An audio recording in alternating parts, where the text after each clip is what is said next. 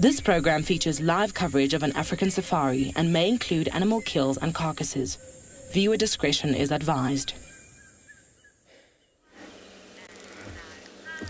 Good afternoon, everyone. We are just watching the great migration of kudu going across quarantine here in Djuma Game Reserve because the sun is out finally. It's no longer overcast, so it's time for your live safari through the sunny African bush.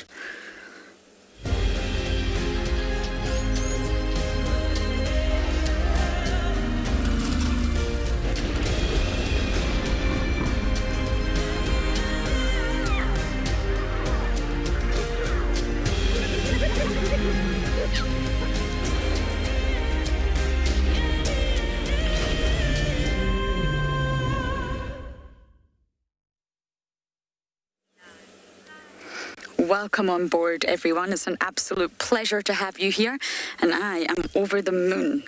That is no longer grey skies, or rainy, or drizzly. The sun is out, and the animals are out too, apparently. They're all walking very delicately across quarantine. So we've stopped to admire them. My name is Lauren, and I do have Theo on camera this afternoon, and it's 28 degrees Celsius and 82 degrees Fahrenheit, which is a lot warmer than what we've been experiencing. All of our solar-powered equipment also did not function because there's been no solar power. So it's an absolute joy to have some warmth and some blue skies. But the water was very much necessary. Let's not forget that. I'm hoping that the additional rains have encouraged some more insect life to flourish. I'm desperate to have a fantastic termite sighting, as well as some more butterfly species to appear in front of us. So before I forget, this is your safari. We would not be doing it if it wasn't for you. So please do talk to us. Send in your comments, your questions, anything you would like to know using the good old hashtag WildEarth @FC. Or if you're a kid anywhere in the world, you are very special. So you send your questions in via email, kidsquestions@wildearth.tv. And we will do our best to answer them.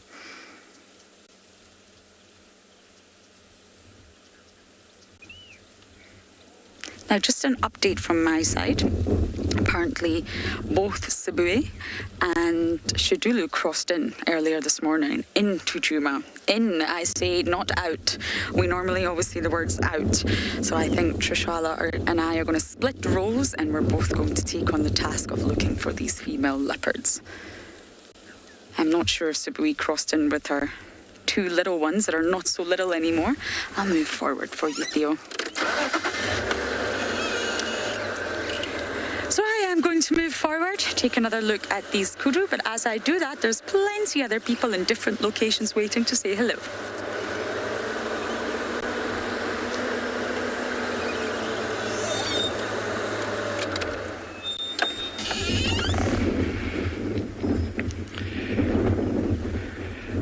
Very dramatic sky we have here on the western sections of South Africa, and just creating a beautiful and complex scene. Good afternoon, my name is Carl. Behind camera is David. Yes. And how spectacular is that? Nice build-up, early morning build-up. That's what we want. Those cumulus all bumping into each other and basically building up into these massive vertical towering clouds, cumulonimbus. And you can see how dark and how bumpy they are. Those are definitely rain clouds. David's got you on a section there that you can see that vertical section coming down from the cloud. That is rain. Whoa, did you get that? Oh, David. Wow. That is a lot of water falling there, folks. And that is very, very good for the thirsty Kalahari soil. It looks like it's drifting this way, but its movement is slowly south. But with weather, obviously things change every couple of minutes. You can't predict exactly what's going to happen with the weather.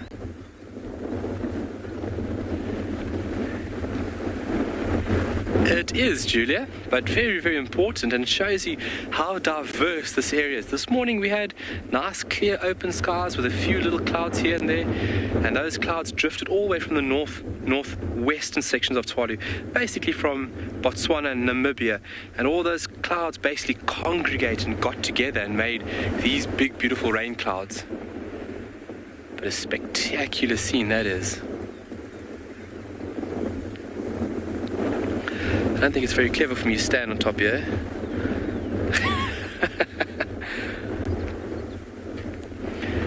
So hopefully it drifts this way. We do need more rain. Can never have too much rain, especially for the beautiful vegetation. It's looking lush and green now, but we want that above average rainfall. That's very, very important. Like I've mentioned, about 400 mils per annum we receive over here, which is a minuscule amount of water. And yet, life thrives out of here. Shows you how tough and resilient nature truly is. So our plan of action for this afternoon, we're going to bumble slowly along south over here, and we're going to scratch around for little creepy crawlies this afternoon. For now, I'm going to send you off somewhere else, and we'll see you when you get back this side to myself and David.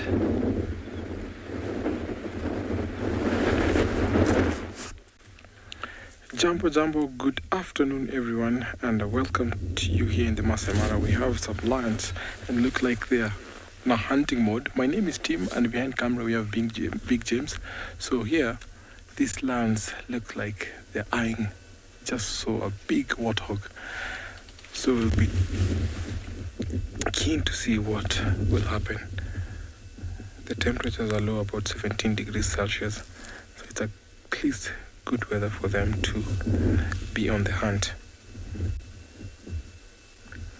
The long grass sometimes can make it difficult for them to get closer to prey, because most of the prey will avoid this long grass.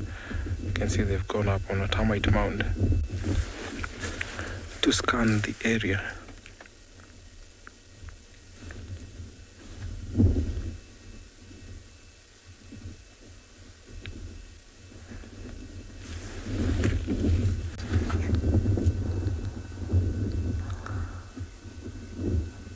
It looks like they were not successful yesterday.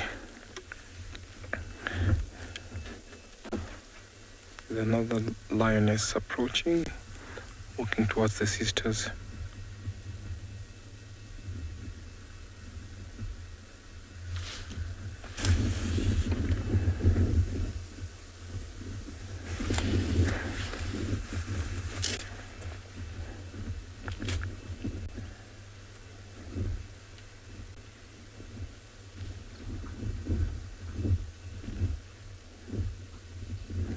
Being the four of them, they have to coordinate a hunt and attack. Roger, how big is the pride territory? This pride, I think, is about 25 square kilometers. 25 square kilometers, because we are bordering the Owino, the Mugoro, the River Pride, and the Ololo. So it's about 25 square kilometers.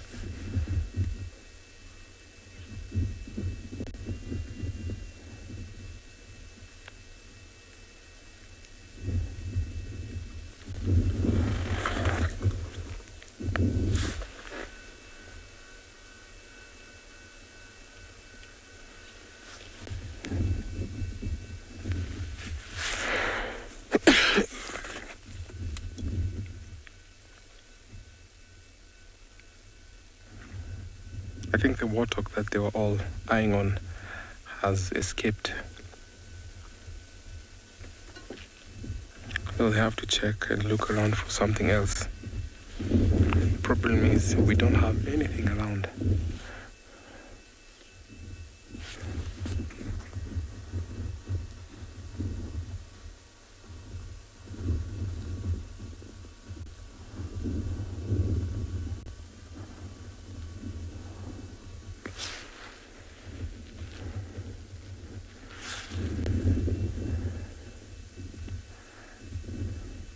So when the grass is tall, it becomes difficult, and also it's an advantage for prey and for most herbivores, because they have plenty to feed on, they have plenty of water.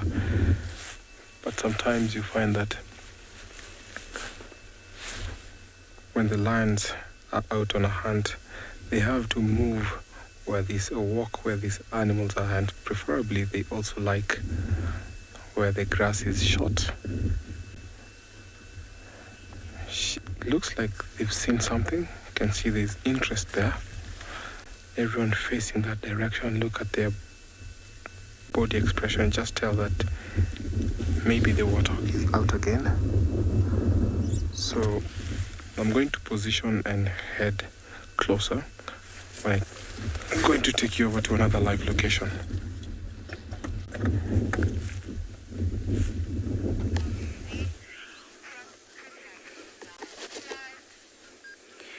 So we are sitting with the water buck that we had this morning in Clara Dam here at and beyond Ngala, and they are nice and relaxed. They're feeding on the southern side of the dam wall,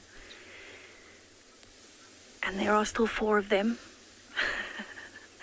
So unfortunately the wild dogs did not get anything this morning. My name is Tessa. I'm going to be your guide on safari this afternoon at and beyond Ngala.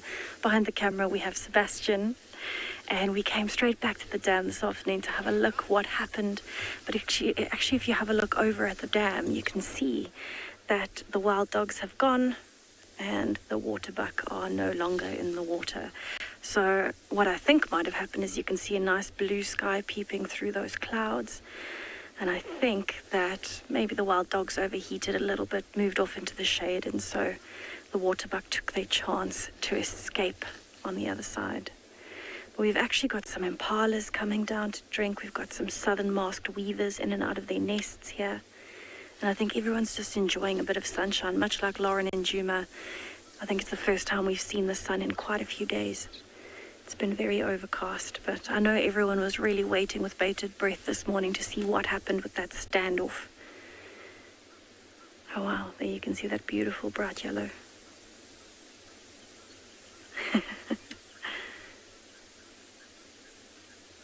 So although it's not the action that we had this morning, it is still incredibly beautiful here this afternoon. Have a listen to all the birds around us.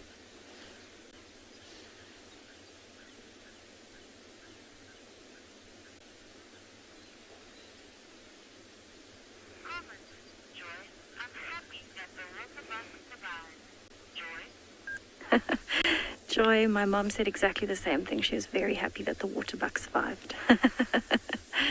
Yeah, I think it's something a lot of people really want to see and something that a lot of people really don't want to see. There's no happy medium. But yes, it was a good day for the water buck. Fortunately for the wild dogs, they weren't so desperate because they had actually already eaten this morning. And so I think they didn't really mind giving up the opportunity and moving off into the shade. I'd be interested to know where they've gone. I don't think they will have gone far because it's warmed up. They'll want to stay somewhere close to the water hole. Impalas coming down, water for them to swim in and cool down. And the water buck have safely placed themselves on the other side. You can see the dam wall in front of us. They've placed themselves on the southern side of this dam wall, further away, trying to keep themselves safe. But it was nice to drive up here and see that there were actually still all 4 of the water buck together.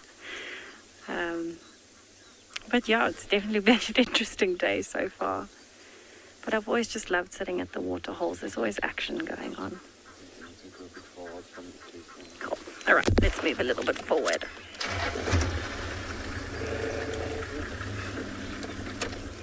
So we've got some hippos in the dam this afternoon. Behind them you can see knob-billed ducks. So I think what we're going to do is we'll leave all of these beautiful bird species and the hippos to enjoy the water, and we'll head down towards the river and I'll see if I can maybe find some of the cats.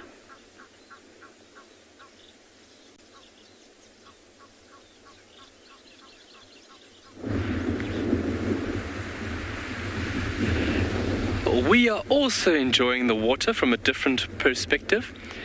David made reference, it looks like we're entering the gates of Mordor. It looks, and like the previous comment from a viewer, thank you there, it does look very ominous, but very beautiful in its own right. And it perfectly shows and describes how you would find water falling in this area. Very isolated and very sporadic. You can see there's a huge gap between those 2 bursts. Oh, I don't like the lightning like that. It freaks me out. But it shows you how isolated it can be.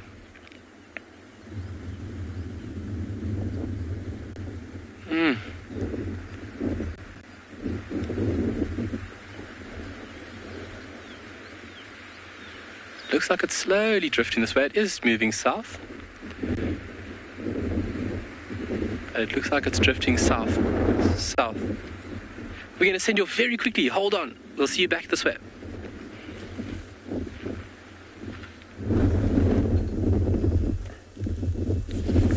Welcome back to the Mara, and seems like our lionesses are on the hunting mode. They're pursuing the warthog. So there's one lioness that is hiding in the long grass. So look at them running. The grass is too tall, so the warthog cannot see actually these lions. So they have to go round downwind so that they can approach with ease.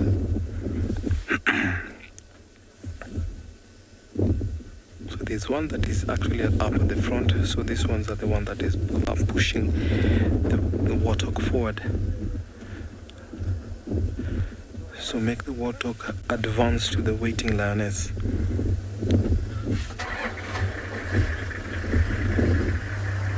See, the warthog is unaware and running, but the warthog has sensed that there's some lions because he picked the wind when they walked right upwind. So there's good cover there, so at least she can close the gap.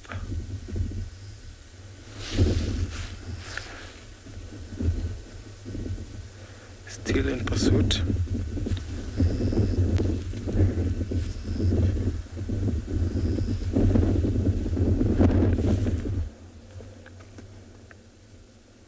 Warthogs are fast runners, and that distance is also too far for the lions, so they have to at least close the gap within about 20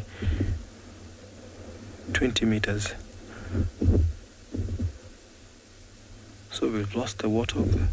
Probably he's just behind those bushes. The grass is too tall actually to get to know where exactly they are.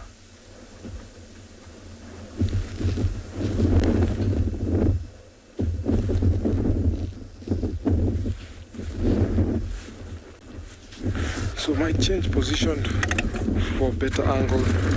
So let me drive a little bit forward. Let's see what's going on. It seems like they're still in pursuit. The warthog is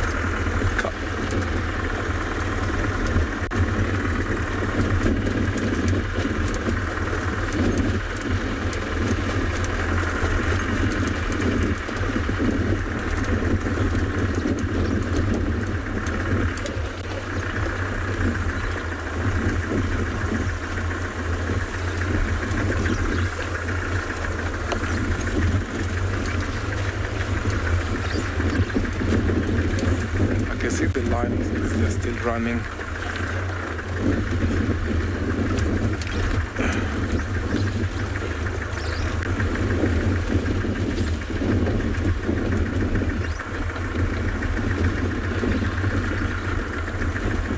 So let me stop here.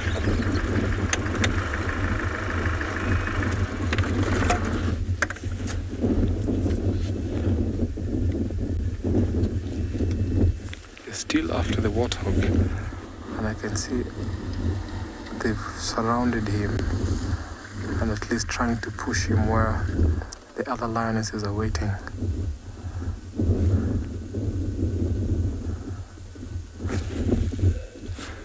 So these other lionesses up in front.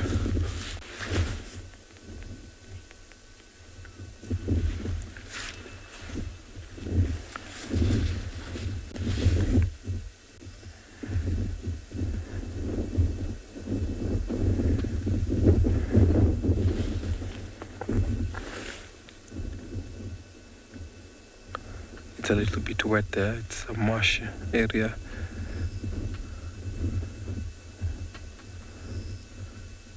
They still have eye on her, so the other lionesses have gone up in front.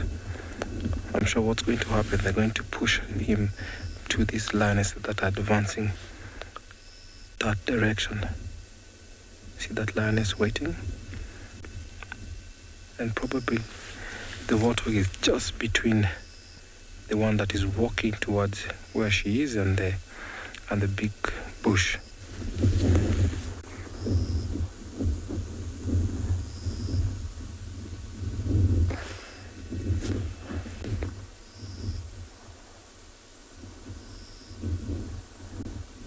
So the warthog is unaware still, so I can see one crouch in the tall grass, advancing slowly.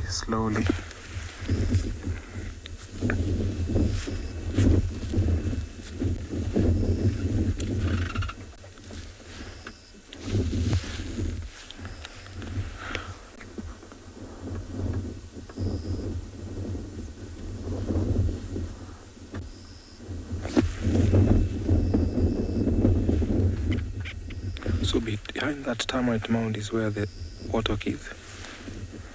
And the lioness is just approaching.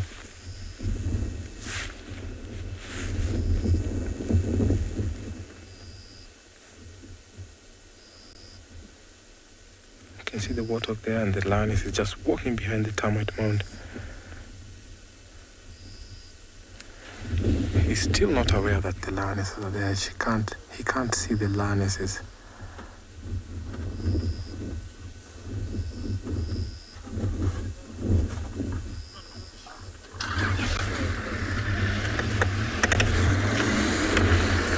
The hunt is on, they got her.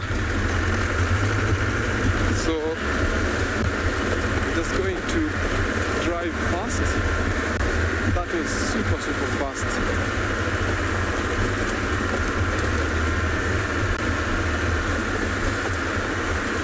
So everyone is racing to go and see this spectacular hunt.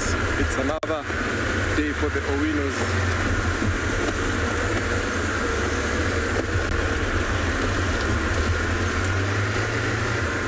A little bit tough over here, so I have to step on the gas because of the black cotton soil. Just today the Owinos have got it. What an evening.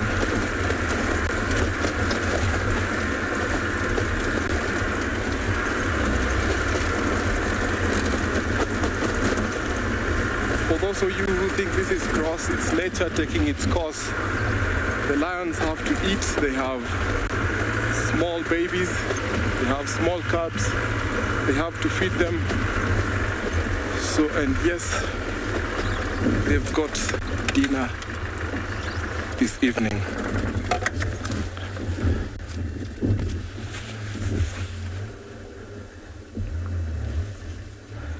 You can see the one up at the front is still holding it. Viewer discretion on this is for the strong. My apologies. This is nature taking its course. Finally, the Owinos have got food for their cubs, and at least because they are nursing, that they have to make a kill.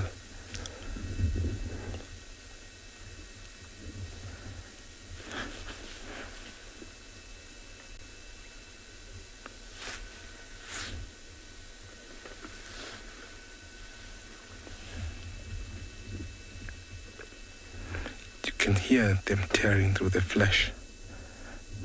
The one at the front is the one that made the hunt, the one that is holding. There's hyenas are coming in. The hyenas have had there's about 4 hyenas coming. You can see she's not happy. Oh, the hyenas are here now. So there's going to be a confrontation now.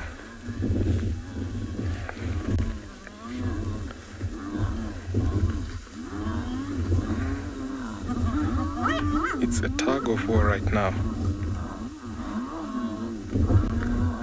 4 hyenas, 4 lionesses. A 5th one has just come in. Just listen to this sound here.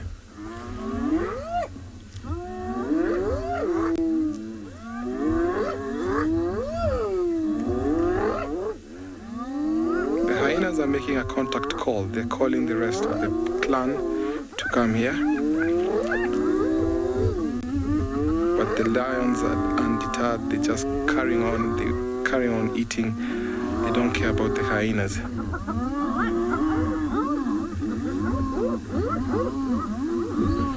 What a scene.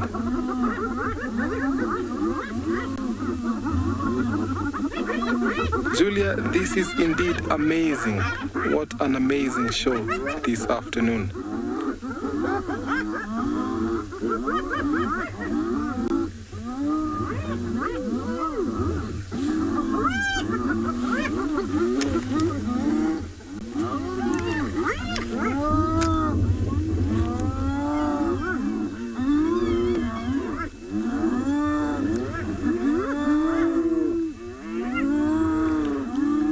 The rest of the pack, the rest of the clan.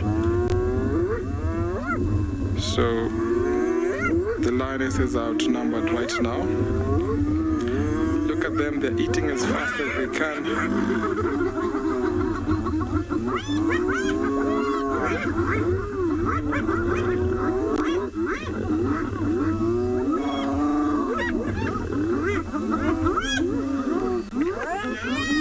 Eating as fast as they can. Look, they've just got hold of it.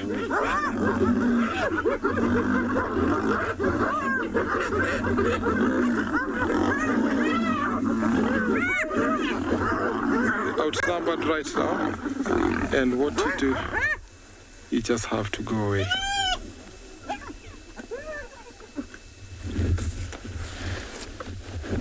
What an afternoon.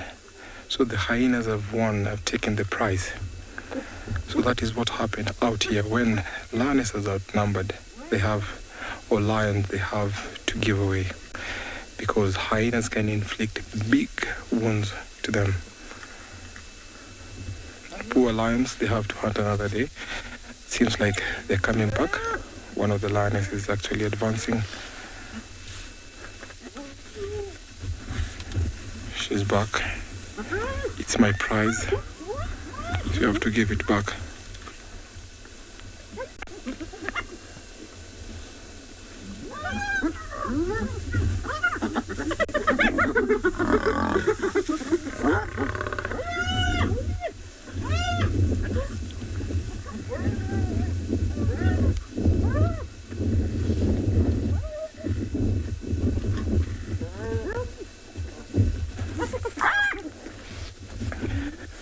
So the leader of the clan is actually the one who initiated this. She came here, she saw the lionesses hunting, she saw them stalking, and once when they got it, they called the rest of the clan members to come here. And that is always what they have. They're opportunistic. Even though they're scavengers, sometimes what they do, they have to mob and swarm in numbers to drive lions off their kill. And what happens here is hierarchy that is playing on.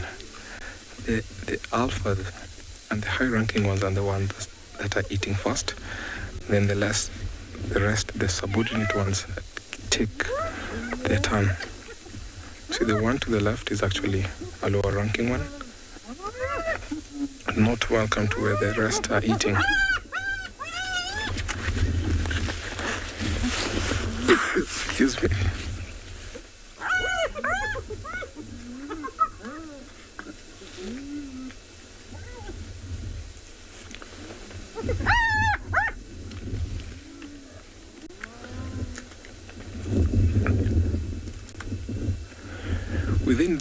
Within minutes, this carcass will be finished off.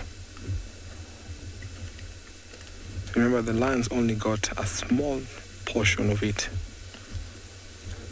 So unfortunate for the lions, but it's nature taking its course. So there's always competition in these territories, in these pride areas.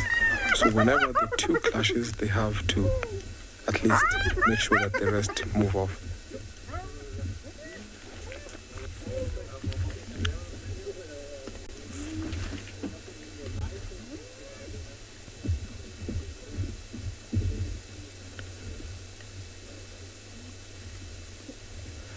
You see, they're all soaked in blood, eating as fast as they can.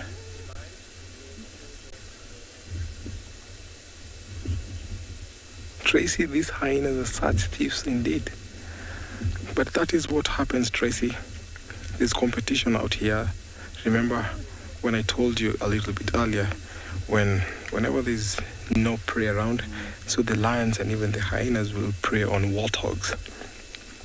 We don't have zebras around, we don't have topi, we don't have other animals around here, so that was fatal keep off.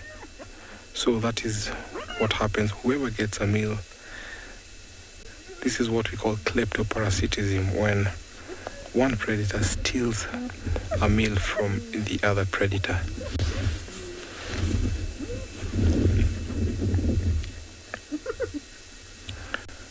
Just heard him laugh. So that is the reason we call them laughing hyenas. Whenever they're eating, they giggle like that, laugh. So the other name is laughing hyena.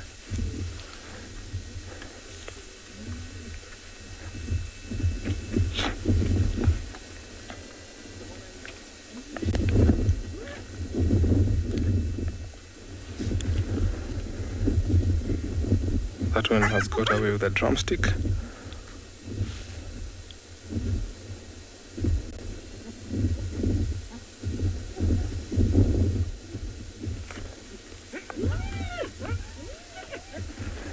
Another drumstick is gone.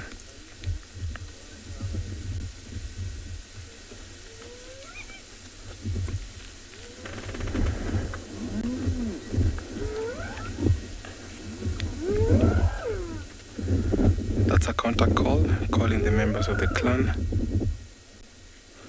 You can see the young ones have already arrived.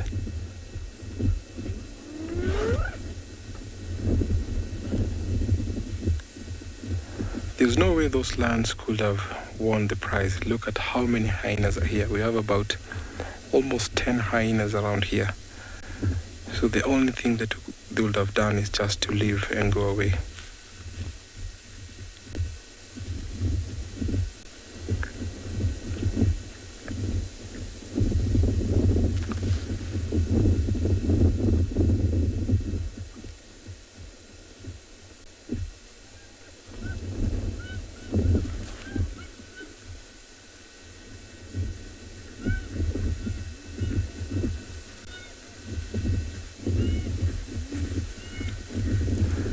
Look at how fast that carcass is going down.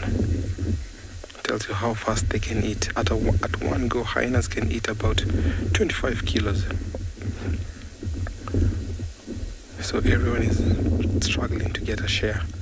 But the lower ranking ones have to wait for the little scraps. And if one gets a chance, they just bite and grab a chunk and run away. So if they have to wait until the high-ranking ones eat as much as they can, and then the rest will join in.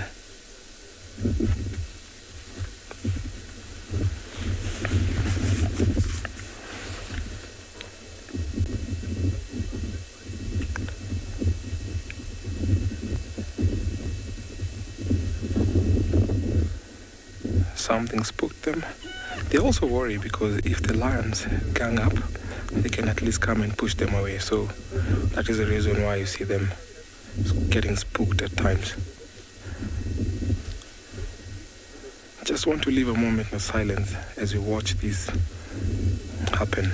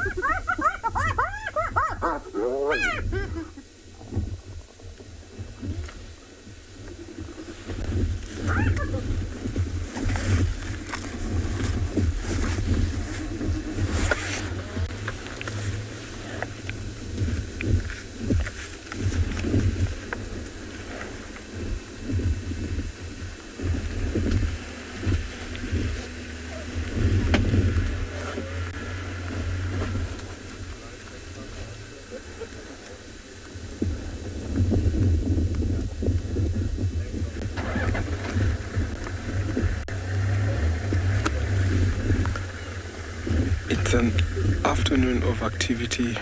We just witnessed the lions take down the kill. The hyenas came and pushed off the lions. So it's feeding time for these hyenas. So as we watch these hyenas devour this carcass, let me take you over to another live location.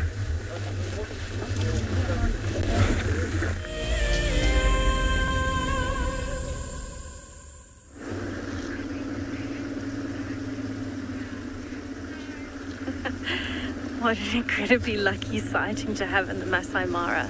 That is unbelievable.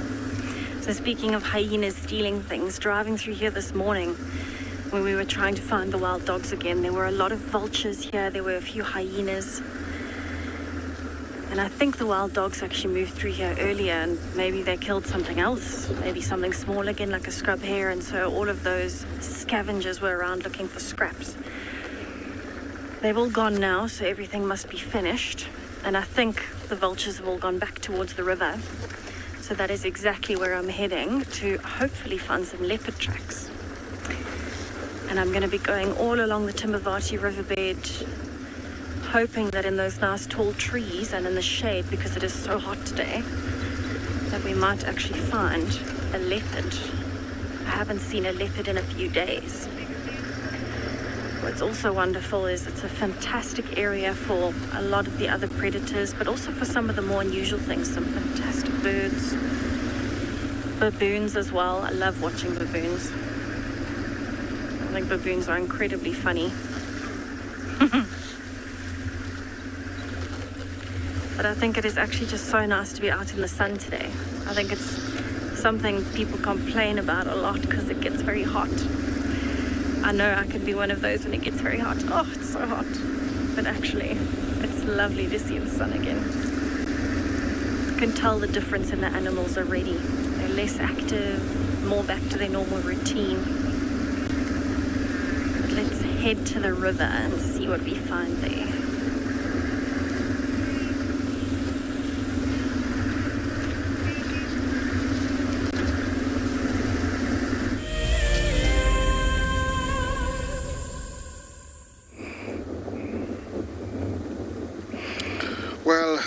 Jumbo everyone, welcome to my side of the world. A lot has just happened, but I'm here at the river and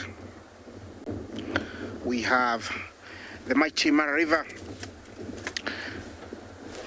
My name is Isaac and on camera I have Bungei. My mission is to find lions, but I decided to come here and see if there's any crossings.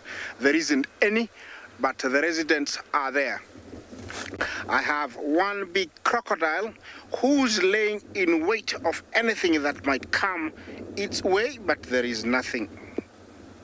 It was sunny earlier, so I think he was getting the much needed sun to warm its body temperature. Nile crocodile it is. And we are at the Mara River. He's one big male. He's listening to me. You can see the eye. Definitely he can see me. This is a reptile equipped with a very strong jaw and a very big mouth, adapted to living in murky waters and kills most of its prey. In this river, there is a time of plenty, which is during the migration. It's just ended a few months, like a month ago, I would say, and now it's just using whatever they ate to keep them going until, the next migration. Once eaten really well, they can live up to 1 year without eating. That is the whole crocodile. He is a very long one. I would say maybe about 5.5 meters, maybe 16-17 feet. At that length, they can weigh up to 600 kilos. Most animals here don't weigh that, so they can easily, drown any animal that comes their way.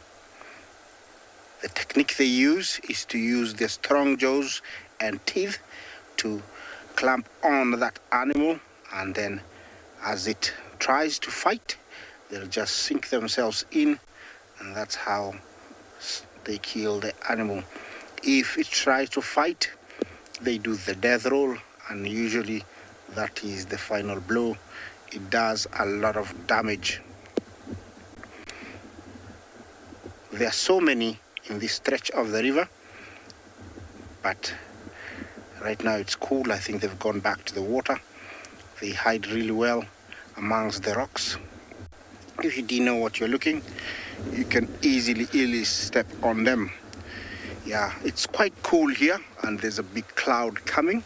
I'm gonna try and get away from it. So while I do that, let's take you to another live location.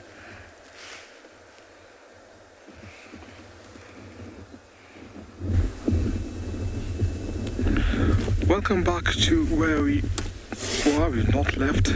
The hyenas have already eaten as much as they can. Now it's time to cool off. It's time to go for a drink. You can hear that's a hyena jacuzzi. So sometimes when they're eating, they swallow big chunks of flesh, and their stomachs will work like engines. So this also helps to cool when their stomachs are digesting. It's also time to clean off the blood on her body. Look at how excited those hyenas look. Seems like something spooked them. Now the lower ranking one are the ones on the carcass, but the carcass have already been wiped off.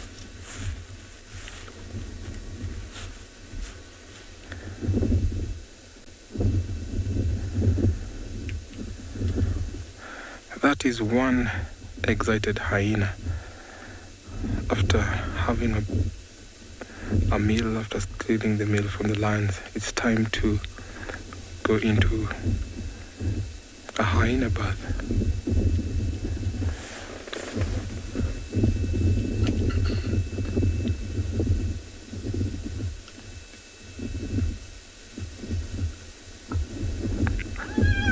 He's actually watching around to check if the lions are deciding to come back. Can I join you in?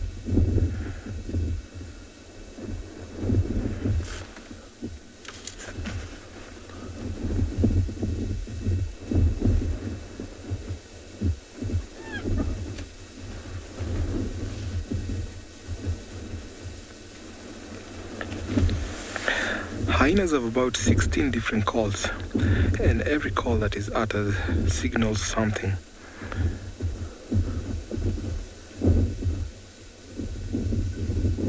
From the giggle, from the laugh, from the howling, those calls are very important for the entire clan, and each and every clan can be able to understand a call from a member of their clan. You can see the young ones are coming in. The higher ranking ones have already had their share, so the lower ranking ones are the ones on the carcass now.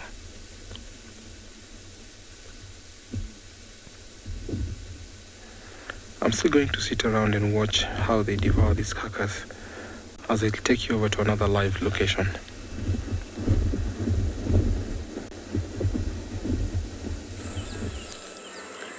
We've came across 2 elephants. I can't see any more. Just grazing quite happily in the Mulwati. Now I do have an update for you. I went to visit the helmet shrike nest, and there's nothing there. There's no chicks.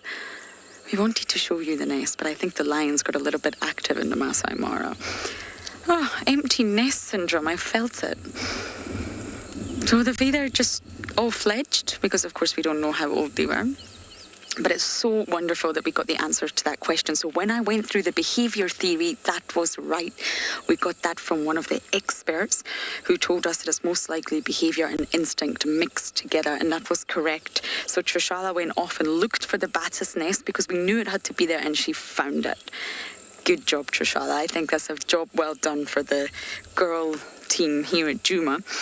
But any sort of interspecific feeding between any species in the entire world has to have a reason.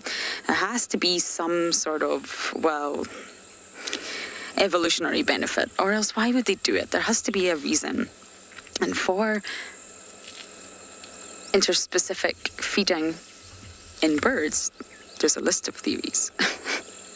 This elephant's not sharing his food with anyone. I think you're going to get stuck there. Oh, no.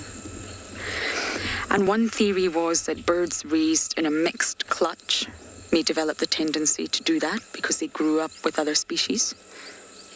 Another theory is that maybe the original nest and brood of the bird that's feeding a different species was destroyed. Another one is maybe adoption of orphaned birds, which I believe is not too common in the animal kingdom. Another theory is male birds may actually feed another species while they're mates, while the female incubates. Or quite an unusual theory is that feeding a bird that is that's mateless maybe hopes to find another bird that's mateless and therefore find a mate. So all sorts of different theories, but the sort of behaviour and the instinct was right. Therefore, the batis and the helmet shrike were in really, really close proximity, and the calling of the young bird stimulated the behaviour in the batis because it also had eggs in a nest, and it stimulated the behaviour, that instinct to feed, to respond to the young chicks calling. Ah, so fantastic. I know we're looking at elephants, but I had to give you that update, and obviously I have to let our expert know that his theory was in fact correct due to the close proximity of the batis nest. Now, excuse our aerial. This youngster is just having a field day. The grass is incredibly long here. The vegetation is so lush.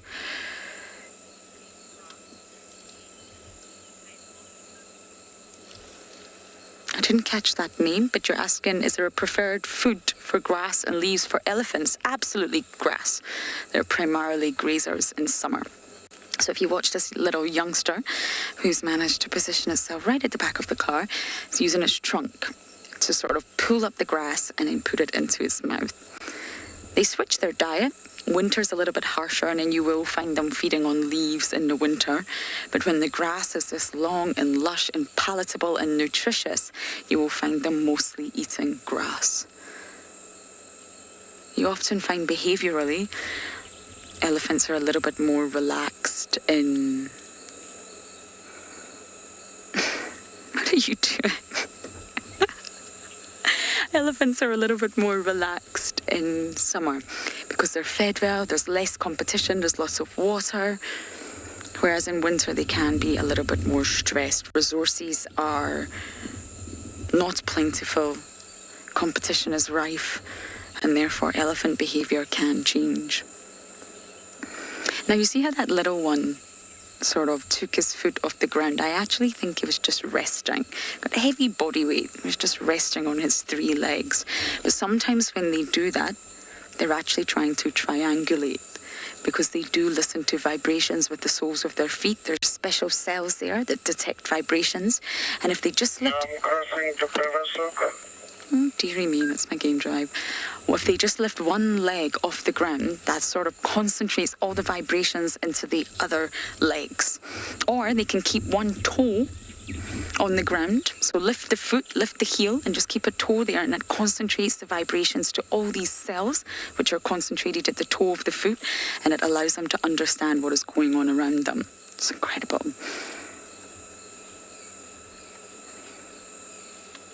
I don't know where the rest of the herd is.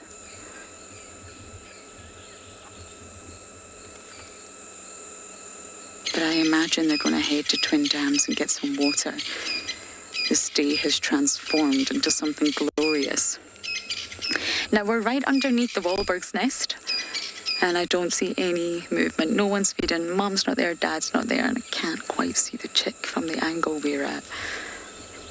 I'm not having much luck with my chick checking today.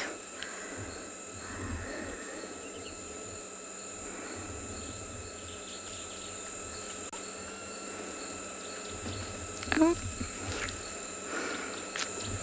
Delightful.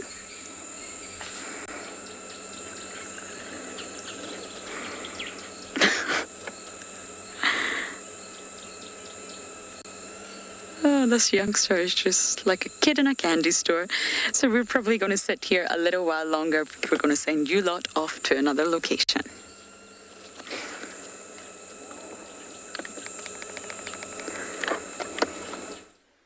Oh, that was the sighting I was wishing for. I'm glad Lauren got to spend some time with the elephants. I myself would love to see some elephants. Instead, I have the great big jackalberry tree that you saw there. Hi, everyone. It's me, Trishal, and I've got Gert on camera with me this wonderful afternoon, out on Tswalu Game Reserve. It's 28 degrees Celsius, 82 degrees Fahrenheit, which is just wonderful. It means it's nice and warm. I'm sure Lauren told you. She's very happy that it's lovely and warm after all these days of gloominess. And we're actually in this block because the Telemati Pride was seen here. So we're following some tracks and having a look for them. Do you see them around? I certainly don't yet.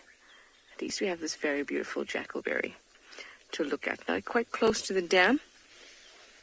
So we're going to maybe we haven't popped to the dam yet, up on the dam wall. So we're going to go up onto the wall.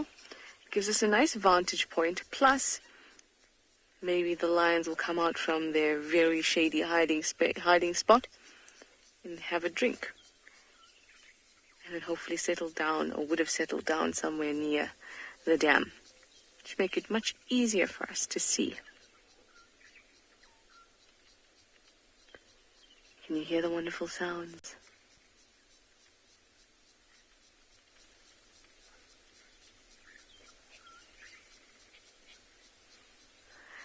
If only some of those sounds were alarm calls.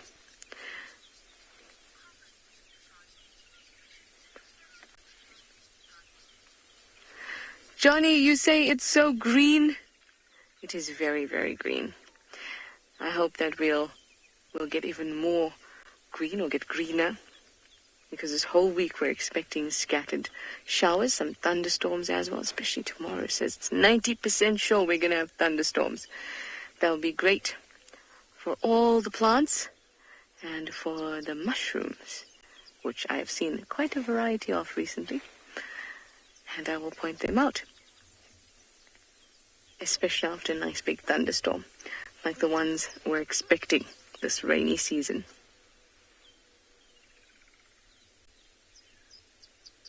It really is beautifully green, isn't it? And the sky is really, really blue.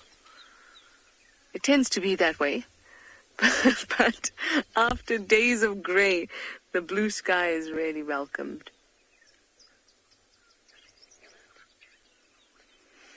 Well, we are going to get out of this block and pop up onto the dam wall and see if we're lucky with the lions. And we'll let you know if we are.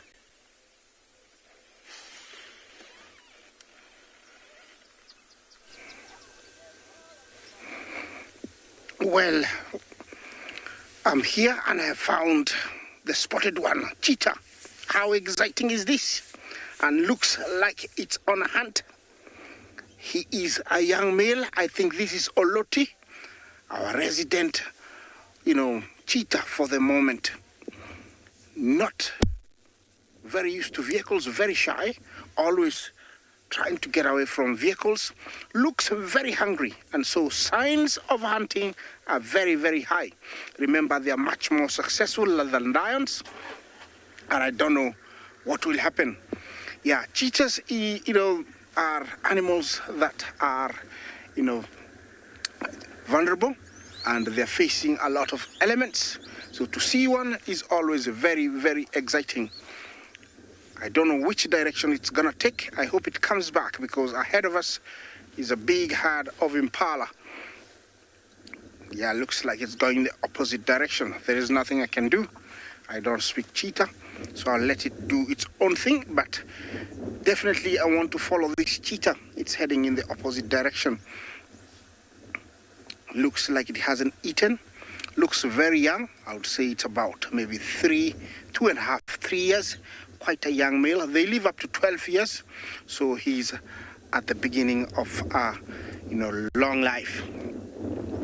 They have very long or very big home ranges where they roam freely, and it can range from 10 to 200 kilometers so they wander a lot. You know, the look it's giving definitely is telling me that it's checking things out. Hopefully it's going to do something. I think I'm going to try and follow it, see where it's going, see if there's anything in that direction, because it's going out of the frame.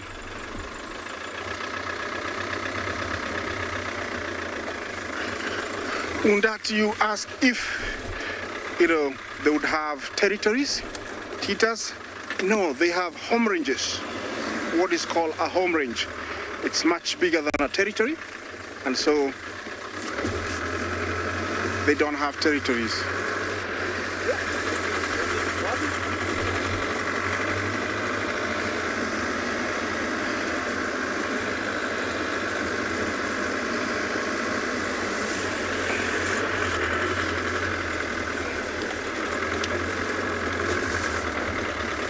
Well, I'm going to try and follow it. While I do that, let's take you to another live location.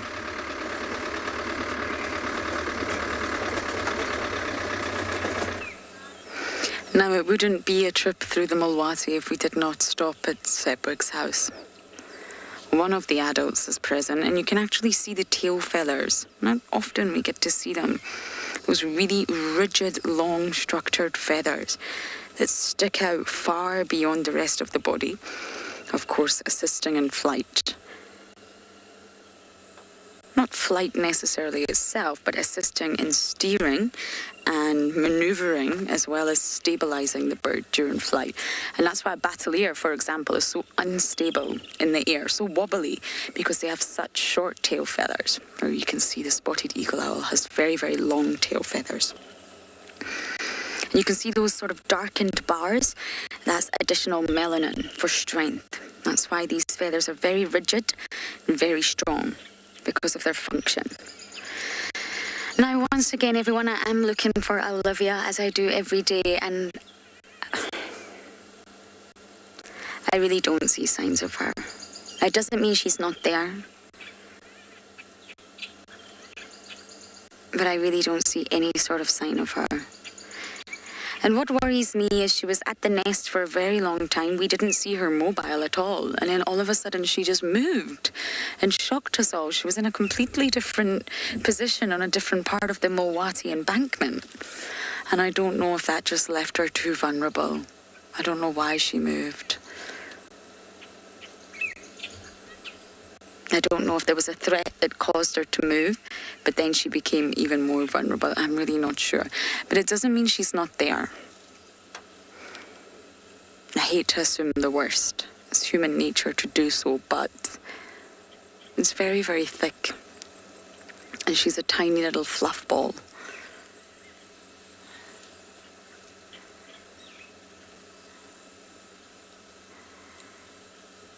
So she could be there somewhere. I think it's worth continuing to check for the time being.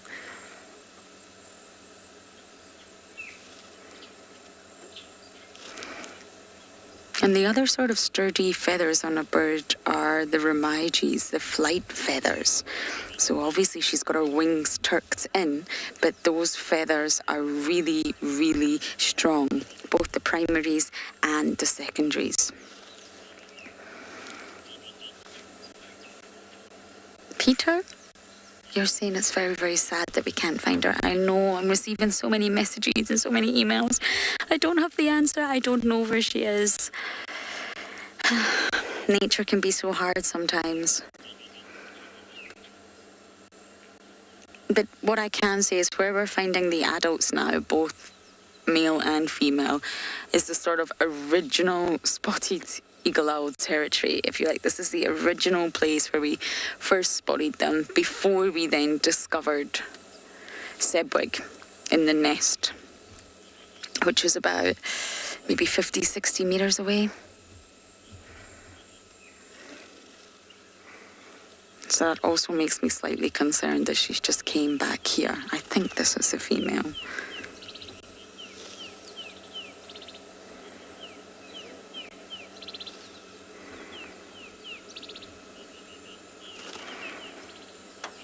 But let's just keep checking every day for now. I don't want to think the worst case scenario. We all got very attached to Olivia and we were hoping for another Tswalu. Tswalu definitely dispersed. He was raised to dispersal age. Not by us, but by his parents. Yes, you. And of course, when it came to that time, he probably just flew off. I think we were all hoping for another Tswalu story with Olivia.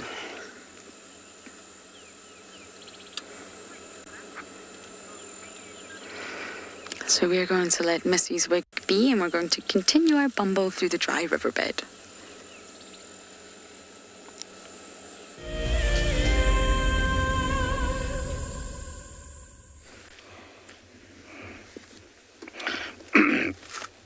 Yes, I've followed my cheetah and he has sat down and relaxed, giving me confidence that, he might get back to business. Cheetahs lose a lot of their kills to even vultures, hyenas, wild dogs, and all the other cats. The area I'm in is infested with lions, so if he gets something, he has to eat it fast. And I don't know who his mother was. I've never known the mother, but I've seen Oloti about 6 times now, and it's always a pleasure to see him. Definitely he is a very, very young cheetah, and he's learning the tricks. Surviving alone here, it's tricky because cheetahs do form coalitions, but sometimes they don't last very long. Some of them last forever, but some don't last very long. Especially when there's a female in season, they'll always argue about the female, and so they'll break away. They're always on the lookout because predators will try and kill them. And this is why you can see this young man, this young cheetah is looking around. He's looking in all directions. Unlike a leopard, unlike lion, they don't sleep comfortably. An animal equipped for speed, it's able to catch top speeds of up to 70 miles an hour. But they can only hold that speed for only about 100 to 120 meters only.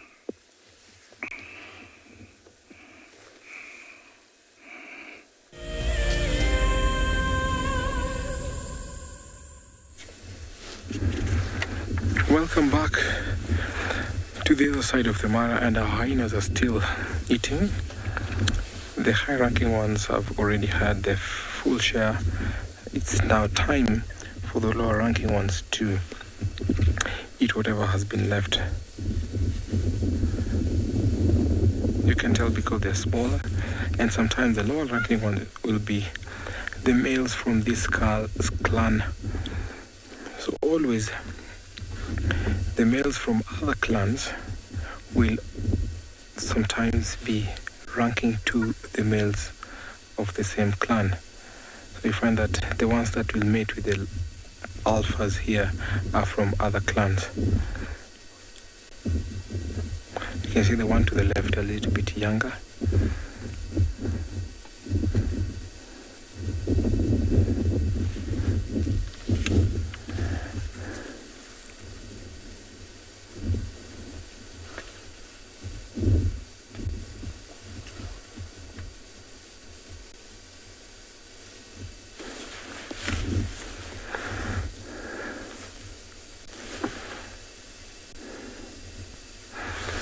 MJ, thank you for your question.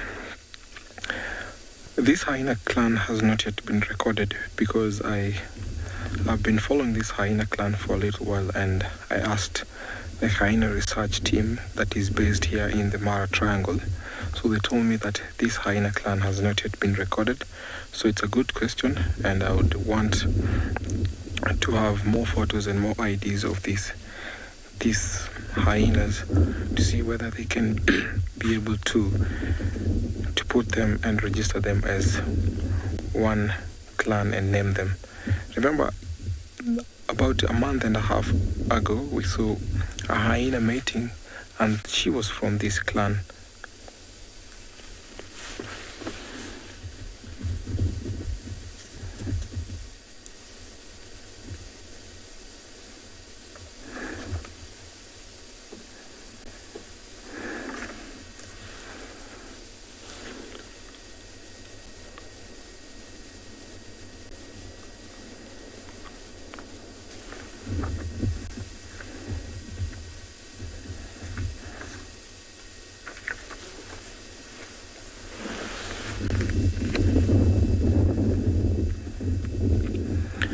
Leopard lover, do hyenas eat faster than lions, than wild dog? Yes.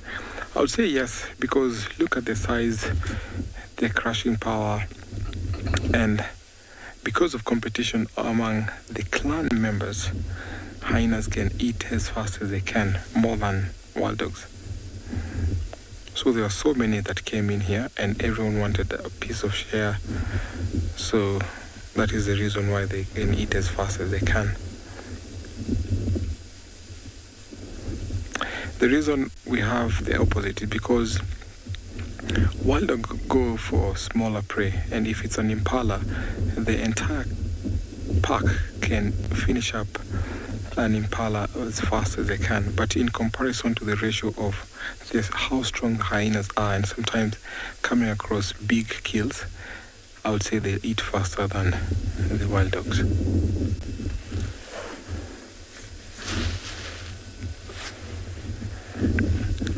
So these members that are here also worry of other clan of hyenas that might come here. When hyenas are eating, you can hear sometimes something spooked them. Just like I was mentioning, they are worried of other clan of hyenas because when they eat, they giggle, they call. So other hyenas from a different clan might be attracted by the sound and the giggles that they make. So this is always a worry whenever they meet. For example, this is not their area or where they always are, because they heard the lions coming, they always follow them. So whenever they meet here, there'll always be a clash. So these hyenas also have to worry if there come a time when they encounter other clan. So that is going to be a very, very tough time for them.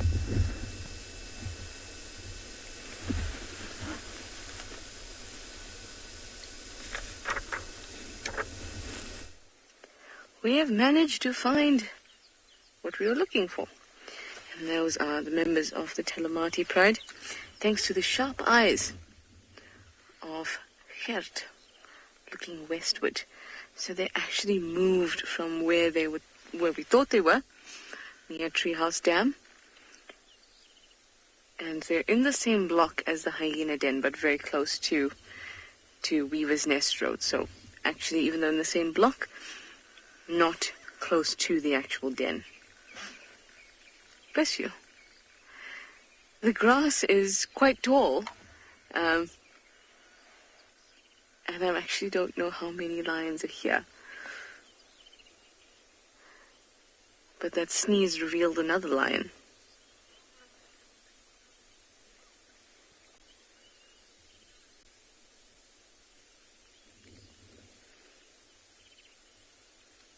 This is a good spot of shade. If I were a lion, I'd pick this spot. It's been a long time since I've seen lions in Juma. It's almost 2 weeks I've been here now, been back. And I hadn't seen any lions. I would have loved for it to be the Nkuhumas, but I am so happy to see the Telematis too.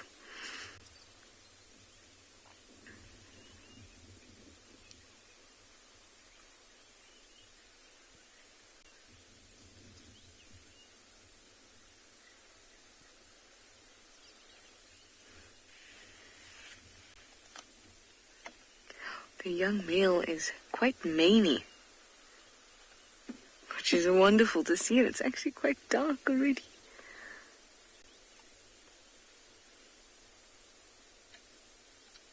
The Avoca dark mane, I would love to see him.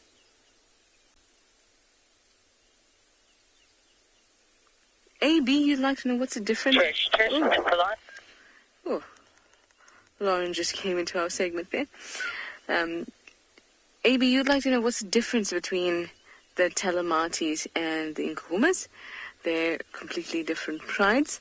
The Nkuhumas were once related to the Telematis, but then they had split up.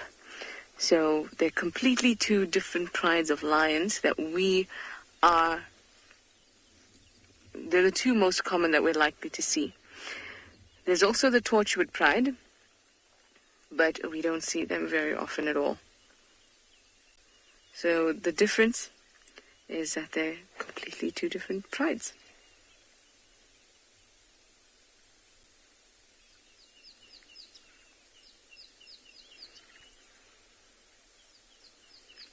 I'm so impressed by that young male.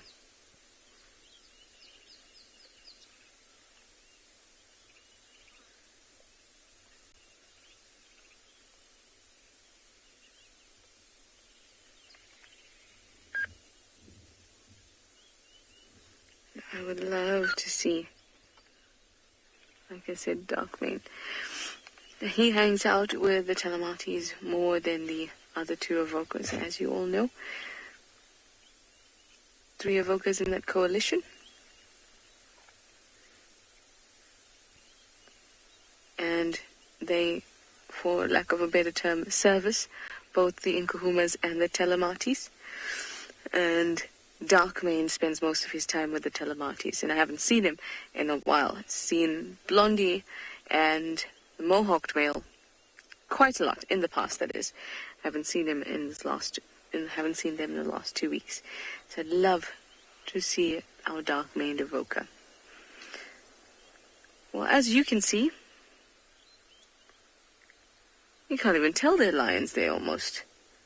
They're just depressions in the grass. Tufts of flattened grass.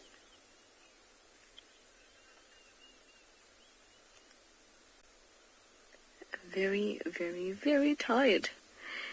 But everything will change when it gets cooler and the sun starts to set. So we'll maybe stick around a little bit, but then we will leave them while they're like this and come back a little later.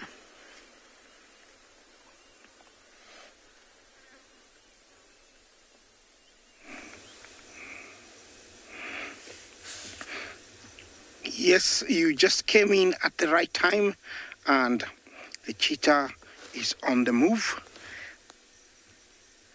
Looks very, very hungry. Hasn't eaten, I think, maybe about 4 days. So it's about time it finds a meal. Of course, it's not easy for any predator out here in these plains. Everybody is always aware of them, and they'll try and alert everybody else. So it is quite tricky.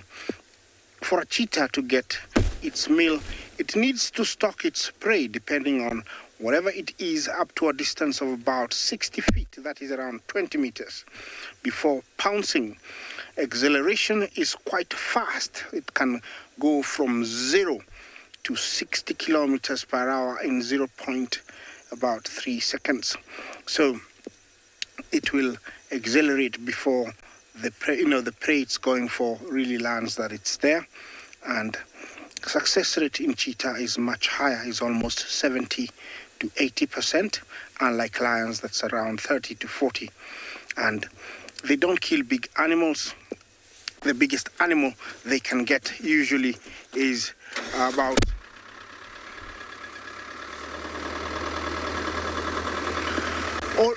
Heidi,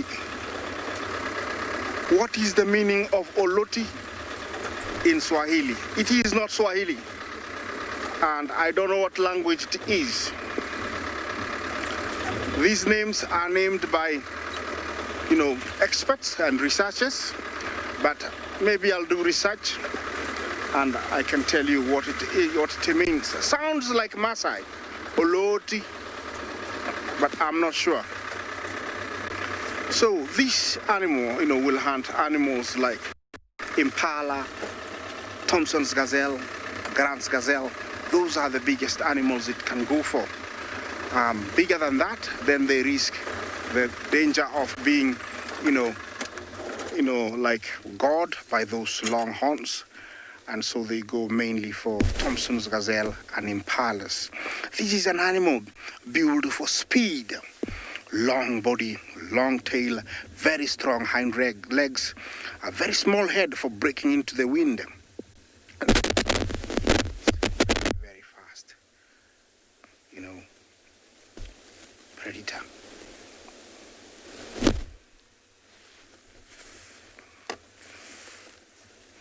I don't know what mission he's on, but looks like he's heading out more and more. Yeah, looks like he's in trouble because there is a buffalo that has picked up its scent, and buffaloes don't like the smell of any predator. Of course, it won't catch it, but it's trying to actually tell the cheetah that I'm not happy with you being here. He was just, there it is. It's going to run for Loti. And I'm sure Loti will not wait. He'll go. Yeah, he's not even worried. Look at that. Yeah, just...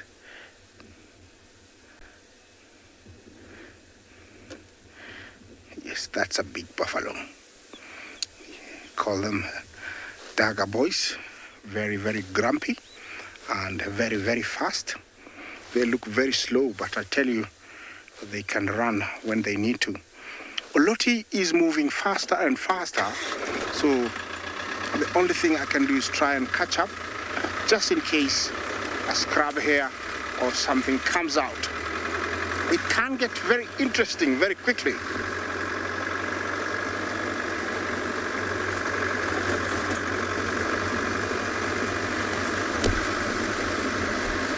In this long grass, it can hide quite quickly, and I hope, it will get something. It will be nice, but who am I to say anything? He's over there. Same. I'm gonna stop right here so we can.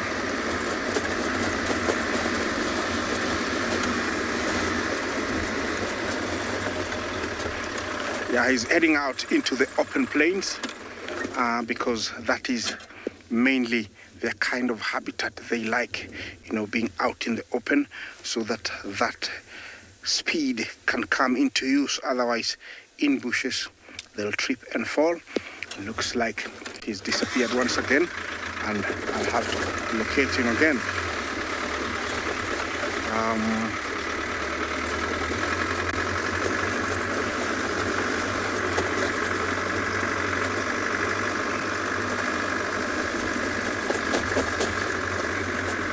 I think while I try and find him in this long grass, let's take you to another live location.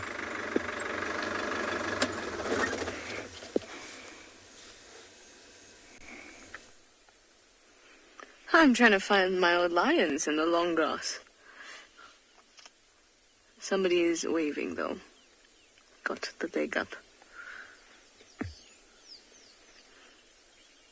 That's actually one of the easiest ways to spot a lion in the bush, is when they're on their backs and their white belly is visible. It's quite stark against the general colorations of the bush, what we guides love, the khaki. The brown, the green brown, the beige brown, green, dark brown, dark green, all those shades. It stands out quite a bit from that, so it's easy to see. But they're not doing that to flag us down.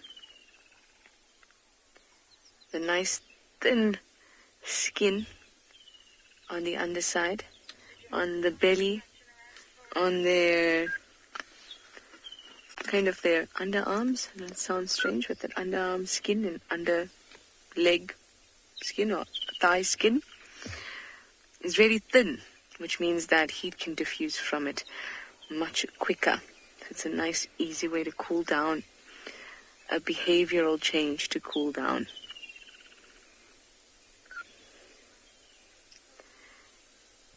In a weather like this, there's a few options.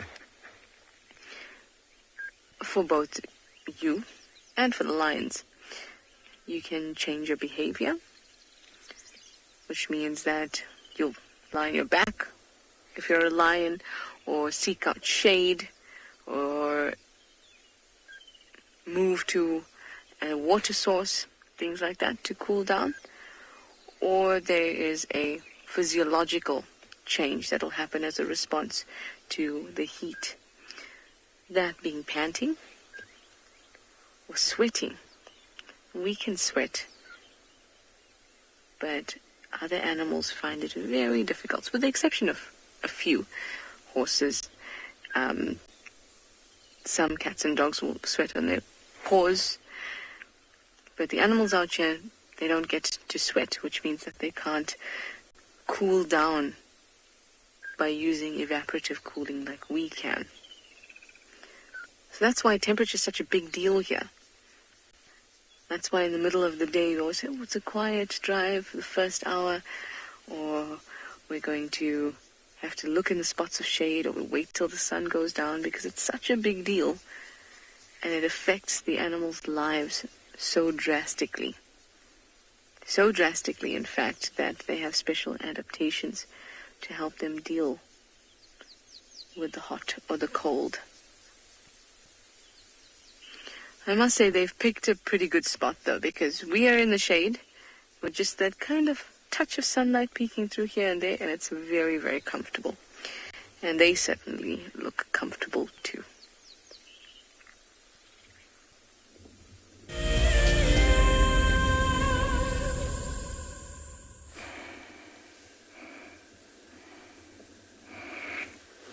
I've caught up with Oloti once again, but look at his belly. Very, very lean. Hasn't had a good meal for quite a while, so he really needs a meal. I think it's the first year that he's spending his life alone, because he's such a young male, and he's got a very tough life ahead. Where's he's headed, I don't see very much, but you never know. There might be a scrub here, there might be a reedback. There's quite a good number of antelopes way in a distance. I don't know what he's got in mind. They have amazing eyesight and they can see from long distances, so maybe he has spotted something already and he wants to inch in before starting to stalk.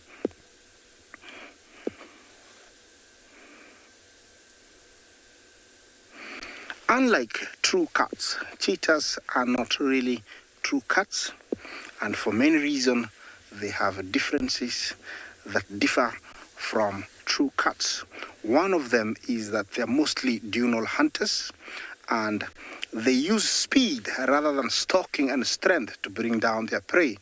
Also, their claws, the semi-retractable, whereas true cats have got fully retractable claws, and also they have a sheath, so they can actually hide them when they're not using them. So those are the few differences.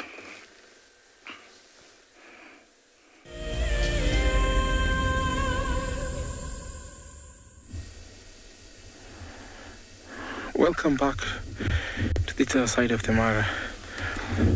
Now the Owino lionesses are heading back slowly, following a path that they always use, going back to the escarpment. And I think they might be heading back to where the cubs are, maybe on a mission for another hunt.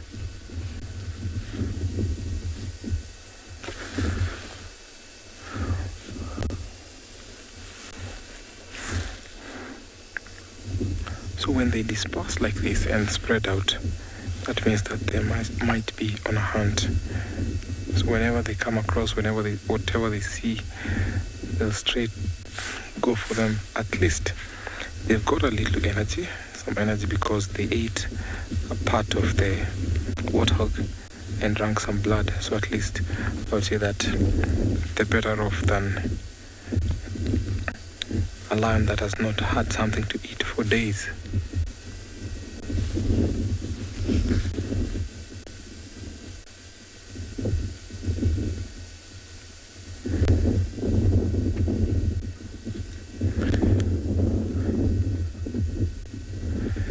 see everyone is just scanning around, spreading off.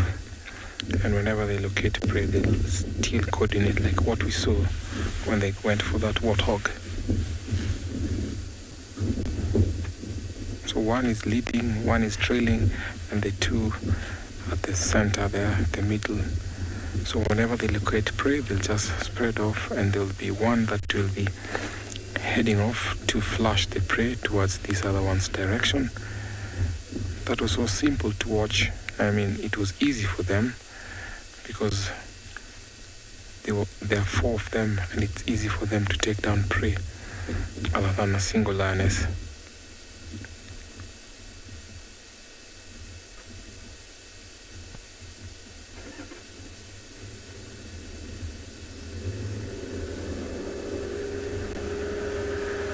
We have some other people coming to see. Velo, no, we don't have hyenas trailing them. The hyenas are still back at where we happen to see the kill. So they're just on a hunting mode right now, or maybe they might take us to where we saw the cubs last night.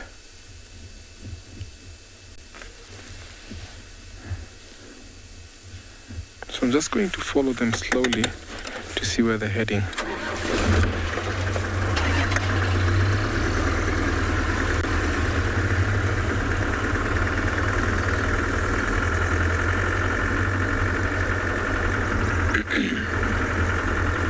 So there's one actually on this side, and there's 3 on this side. So if she happens to see prey, she'll just flash the prey towards the 3 waiting. And that's how they coordinate the hunt.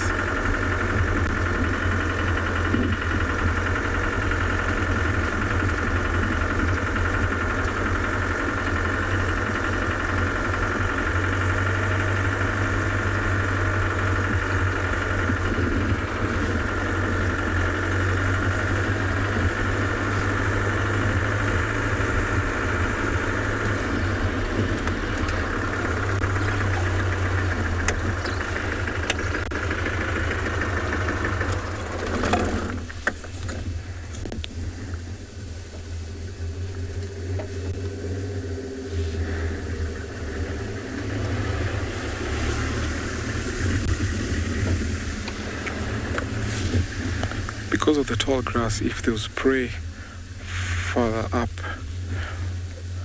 we'll not be able to see these lionesses coming because they blend in so well, and from a distance you can't really see them. So that is the advantage they have. And that's the reason also they find it hard when the grass is too tall, because prey always avoids places where the grass is this high.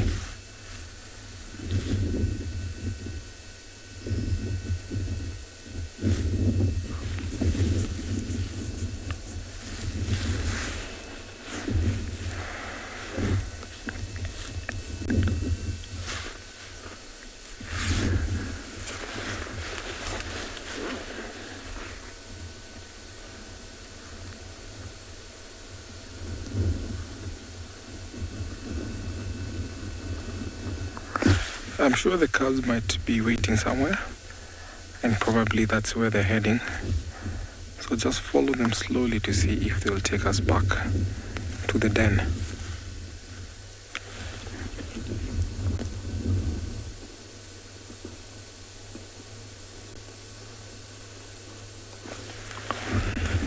I'll still be trailing these lionesses to see what they're up to. So I'm going to take you over to another live location.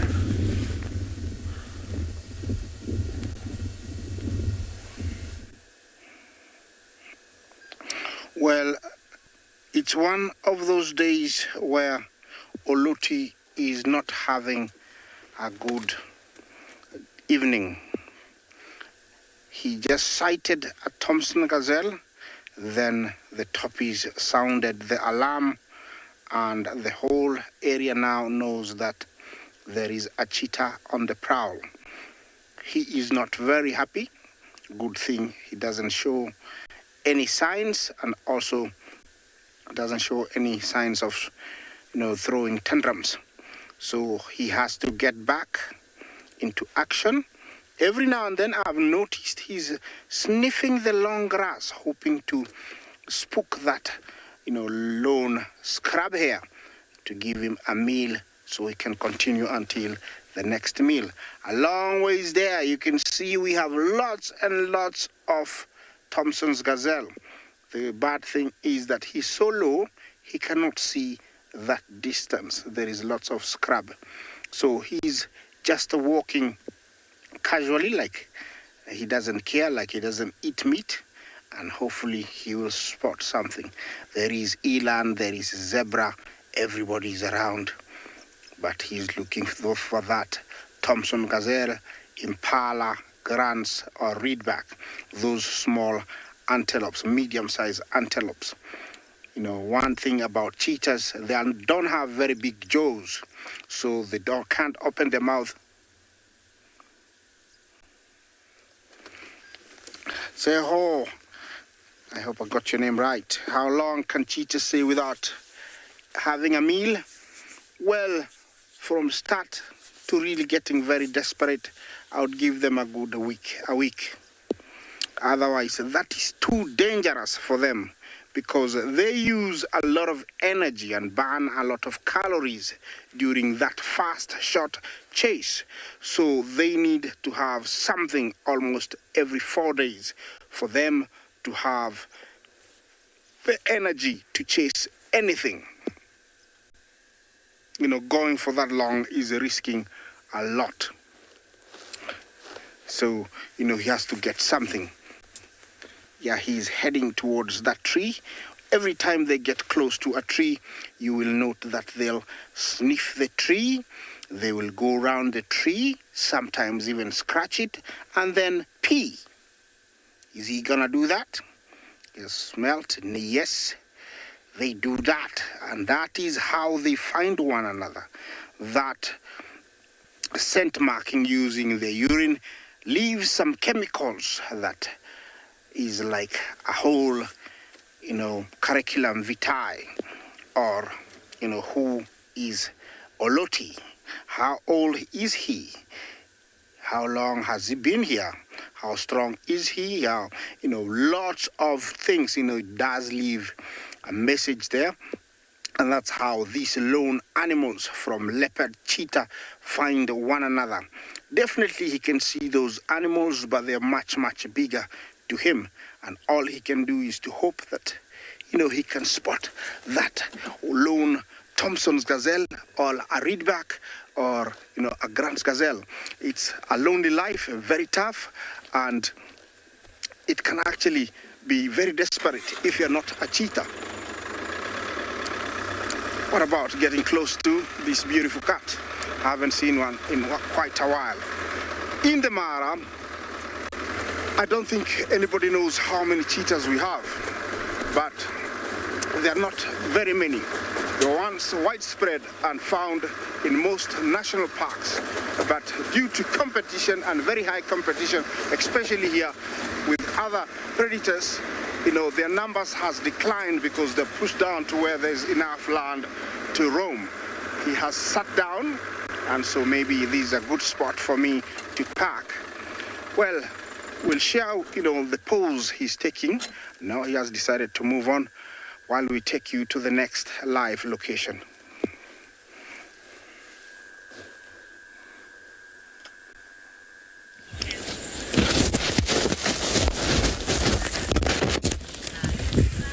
Look what we have. Amazing.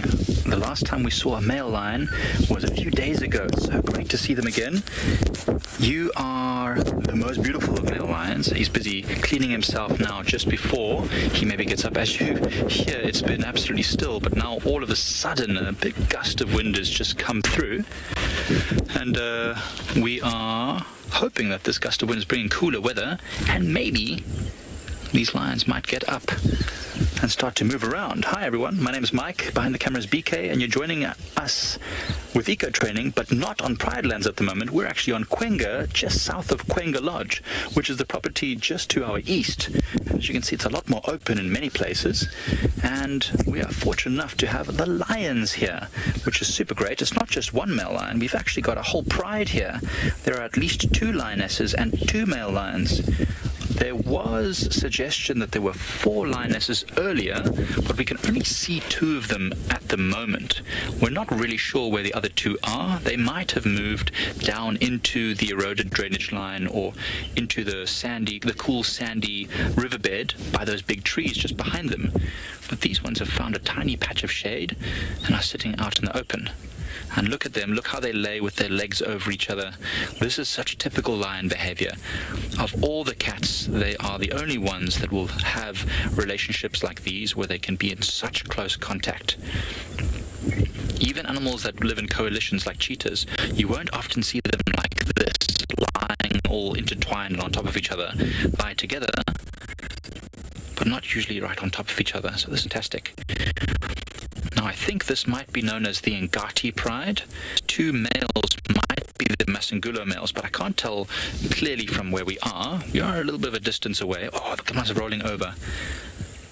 It is starting to cool down, and I think it's been a hotter day today than it has been over the last few days. So it's likely that these lions will take advantage of this cool wind that's coming through and maybe try and get on the move. Or maybe not just yet. You can see the other male lion has got his head up at the moment. He really is a gorgeous boy. I wonder if he's going to get up and join the other 2 lions. The other 3 lions, rather, I should say. Oh, big yawn. So that's quite typical. When lions start yawning like this, it's usually a sign that they're going to get up and move at least a few meters, if nothing else.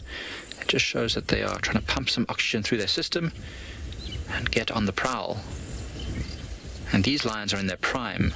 Now, we saw that one of them was limping a bit earlier today, and I'm wondering whether it's quite normal for them to limp when they've been lying down all day, but maybe there's been some conflict. Well, we're going to stick around and see what else happens in this area.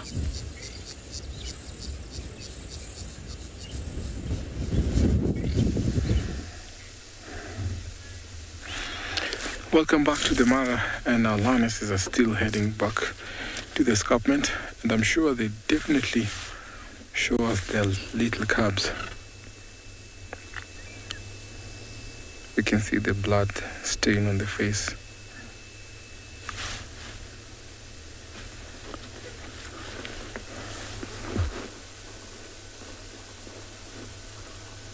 So there's a lead lioness, she's the one that is just too close to the escarpment, and the other ones are following.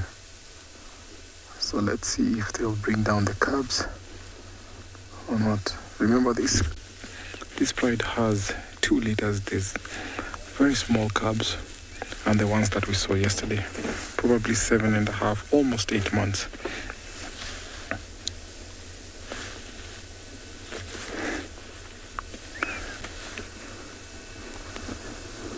The other 2 that are trailing, can see them in the long grass.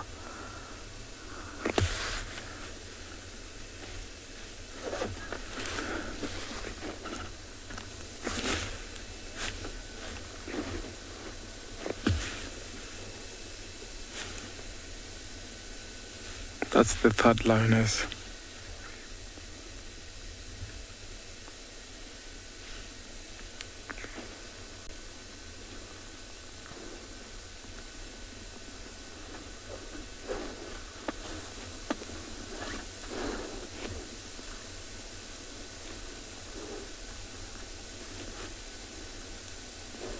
Probably they've been out for long.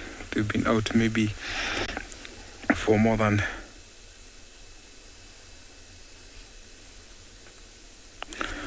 these lionesses deserve another kill.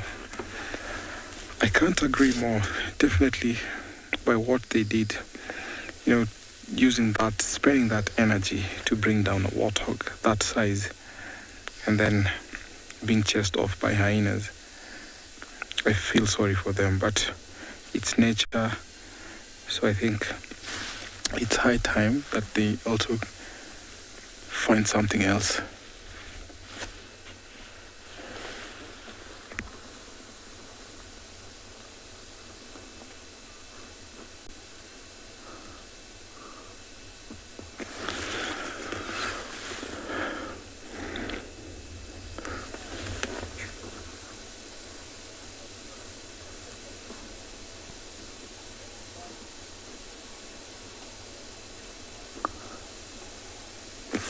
I can hear the lead lioness making a soft growl, a soft call. So I just want to follow them closely to see if they'll be taking us to the cubs.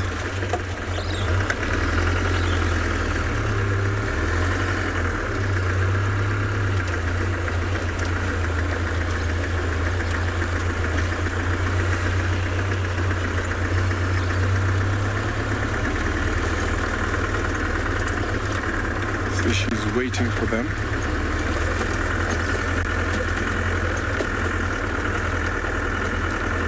We're just too close to the escarpment now. So let's see if they'll climb the escarpment up. We're not quite sure where they hit the cubs.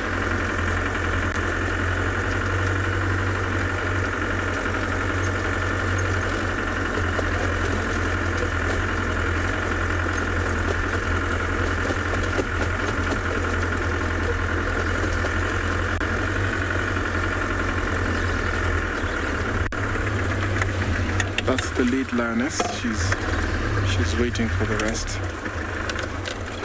So as you watch them slowly advancing towards the escarpment, let me take you over to another live location.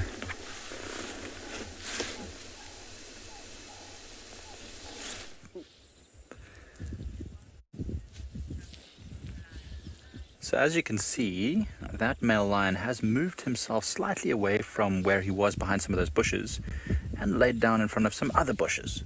But his eyes are open, he's watching us, and he's moved slightly closer to the rest of the group, the rest of the pride. And we notice he has quite a limp. That right leg, the right back leg, that's up there, he's got quite a heavy limp on it. Now, I mentioned it before that it had been seen that he had a limp, but the limp got a lot better as he moved. So it's often happening with male lions that when they come into conflict with other lions, they fight, even with each other, even if they're part of a coalition like this, they'll fight with each other, they'll hurt each other, and then those wounds, sort of stick around, and they give them trouble when they've been lying down for a long time. But once they start stretching their muscles and loosening up, they loosen up, and it's quite normal. It's very rare to find a male lion in his prime like these that hasn't got some sort of a limp somewhere. It's nice to see that it's up and moving though, and he's a very big lion. Seems to be being bothered at the moment by lots of biting insects. As you can see, lions, especially if they've been hunting or moving around, or if they've maybe got a bit of saliva around their face, a lot of flies and things will start to land on them to try and get to that moisture, and that causes them a lot of trouble. They don't like it very much at all. So you can see that tail flicking and the leg constantly moving. As I'm sure you can see, he's got a very dark mane on the front there. It goes right the way down his chest. This is a very handsome lion, which is probably going to make him very attractive to the ladies too. Joss, lions tend to, I wouldn't say they have a favorite food as in they like the taste of something more than something else, but I think lions definitely tend to specialize in certain prey. For example, certain areas they've learned to hunt giraffes with really, really good success rates by chasing them down areas just like this, these eroded banks like this and open areas. A giraffe might be feeding here and then they'll chase them towards the edge where it might just knock them down and catch them. Some lions have become buffalo specialists, especially big prides. And even some lions, for example, in Botswana, I think it's in Savuti, have become well known for hunting elephants when there's nothing else around. I wouldn't say that they prefer them over anything else. The lion's getting up again, or at least he's got his head up. I wouldn't say, Joss, that they prefer them over anything else, but they've learned to hunt them very successfully. These lions, to be honest, I haven't seen them on many kills, unfortunately. I've not been around, but they've been around. I think they tend to hunt for fairly large game. You know, every now and again they'll probably take down a kudu or a buffalo because there's a big pride. I mean, it's at least 4 lionesses plus these 2 male lions. So they'll definitely want to kill things that are much larger than, let's say, an impala, which would barely feed one of these lions. Oh, he looks like he's trying to shift his weight onto to be a bit more comfortable. Oh, actually looks like he might cough up a fur ball.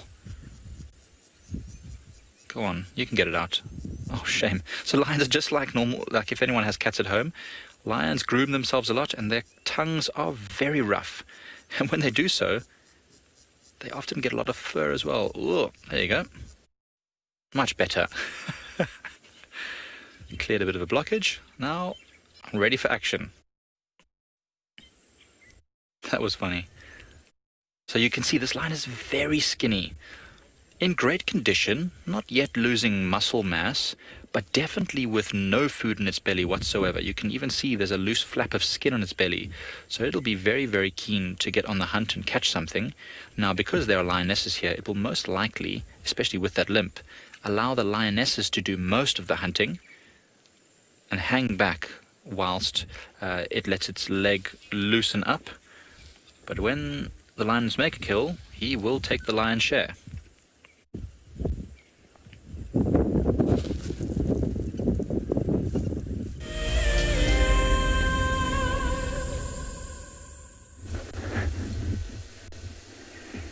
I agree with Mike. When lionesses make the kill, they do the job, they do all the struggle, like what we saw earlier today. Then the big male will come and fast eat. And when it's done, the lionesses will join. So back here, our lioness is desperately calling for the cubs. She doesn't know exactly where they are.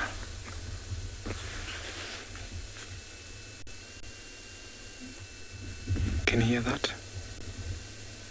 Just want to take a moment of silence so that we can hear how a lioness will call for their cubs.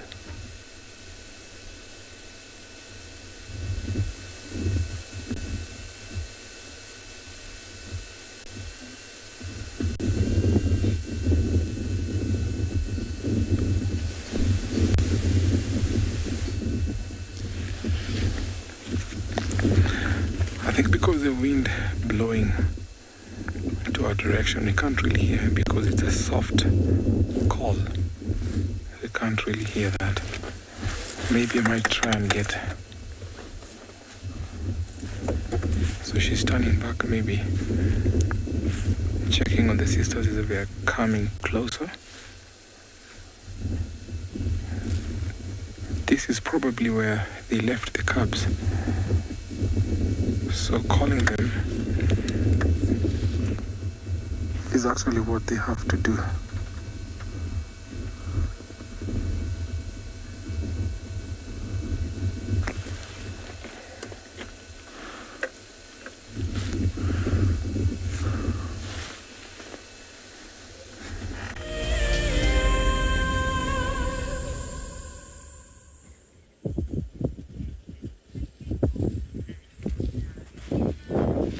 So this lion can't make up his mind. Does he want to get up and move around, or does he want to lie down?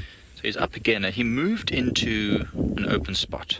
I think it liked it, and then the sun started shining quite brightly, and I think it's getting warm and uncomfortable.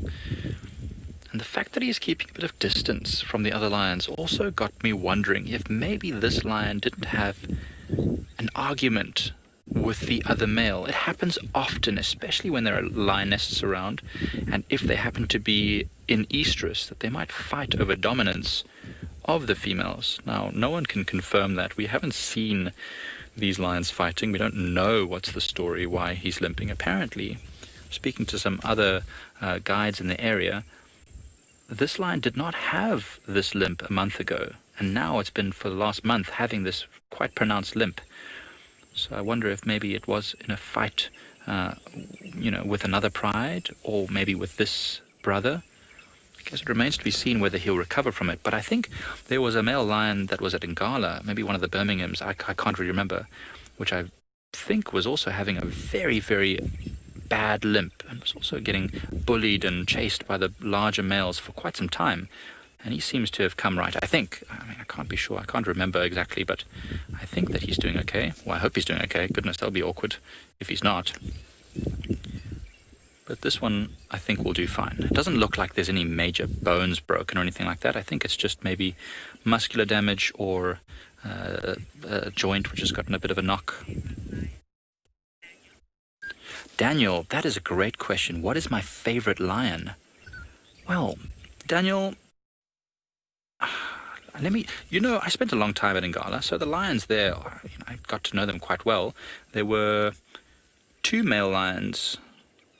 Gosh, but it's so long ago now, I can't even remember what they were called. But they were getting old when I first arrived, but they were such hangers on. They survived for the longest time ever. I really can't remember the name of the pride. That was such a long time ago. But those two, I love it when male lions just desperately fight to hold on to their patch. And I just think it's such a... I'm going to say it's like an ode to how powerful lions are and what a tough life they have. We see these lions lying down like this, right, sleeping for most of the day, and we think, oh, how boring or how lazy they are or whatever. But what we can't see, or what we don't see often, is how much they have to fight to hang on. You know what? I've actually decided which was my favorite lions. Now, there were 2 male lions, young males, that were... now you see the name was in my head. They were in the Sabi Sands, the southern section of the Sabi Sands. So some of you who've watched Wild Earth for a long time and follow these animals as they do their thing and know about the lions in the southern part of the Sabi Sands. There were 2 male lions that were very young who survived with their aunt. I don't even think it was their mother. I think it was their aunt, and they managed to end up becoming the dominant males. I think they were called the Charleston males. That's right. They became the dominant 2 males in that section of the Sabi Sands from being very young, less than 2 years old, when they got, chased out of their pride, and they had to basically avoid all the other lions in the area for years until they finally became on top. I mean, that's just an incredible tale of survival.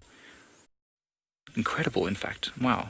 I mean, I don't know what the histories of these 2 lions are. I've only gotten to see them a few times, but I know that there's one lioness here who we've known as Lagatha. And the theory is that she was part of a pride that got taken over, maybe even by these 2 males here. And the mother was killed and eaten. I don't know which lions killed and ate her. It might have been these 2. And then some of the other lions were also chased and killed, or at least chased. And then she was too young to mate, so she just went on her own way and has never rejoined any prides yet, as far as we know. So, I mean, lions... the dynamics are incredible, crazy, intricate. It's like watching a royal family's rise and fall, constantly battling for supremacy. It's like an episode of Game of Thrones. I mean, it's amazing. So you can see a lot more of the lions starting to move around now. I'm sure as the sun is going down behind some clouds, they might even get more active.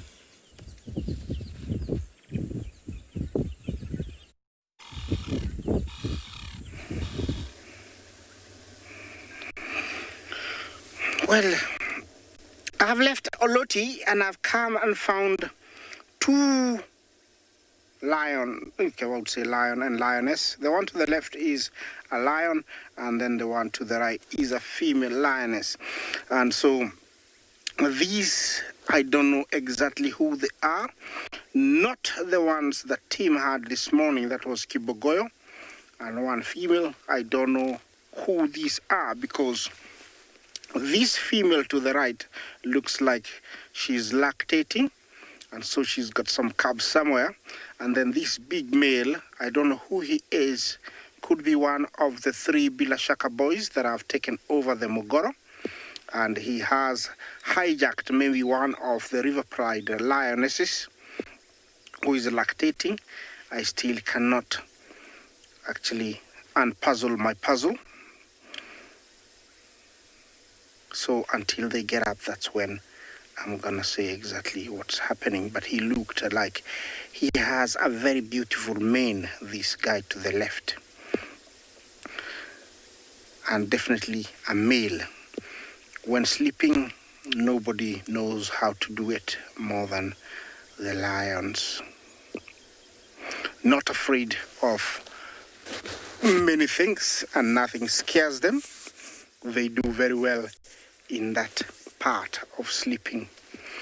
Remember that when you see lion, please do appreciate, because lions are facing all sorts of obstacles, from poaching, from illegal trade in medicinal uses, somebody believes so.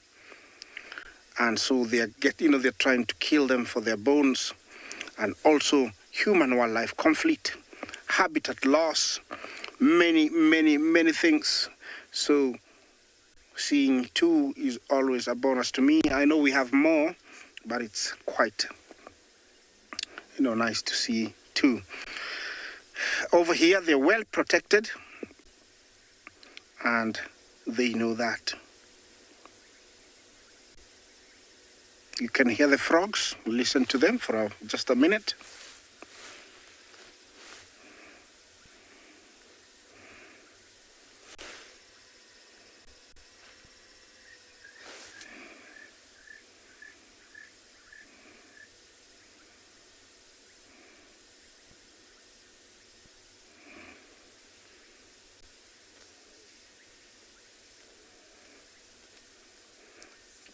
Yeah, they're very happy, the frogs. Yeah, sorry, we've lost lots of light, and so that we're on infrared right now. Yeah, it's getting darker and darker, but it's still beautiful. These three males that have come from Bilashaka side, when I talk about that, there is a river that they have to cross. They still dominate about 2 to 3 prides on the other side, mainly Bilashaka or the Marsh Pride, Paradise Plains, and I think the Rich Pride, they dominate. And so, because there are 5 of them, they're quite intimidating, and they can take over many prides. That is what determines the success of a pride or of pride males, is when there are many, then they want to have a larger territory. It's quite tricky for these 3 guys, because they have to keep crisscrossing the river, and one day, I don't know, they might cross and find that their girls have been taken by other males. Well, as I move on, let's take you to another live location.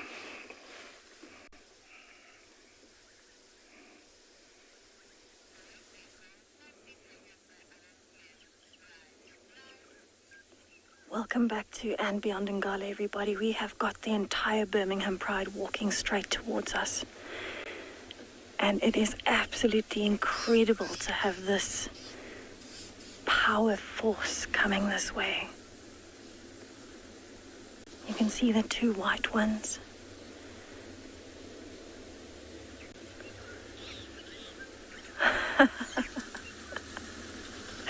Absolutely incredible sighting. You can see the young male there coming into the frame is still limping on his front paw, but his back leg is healed incredibly well. And the 2 big Ross males are right at the back, following at a distance, busy marking their territory along the way.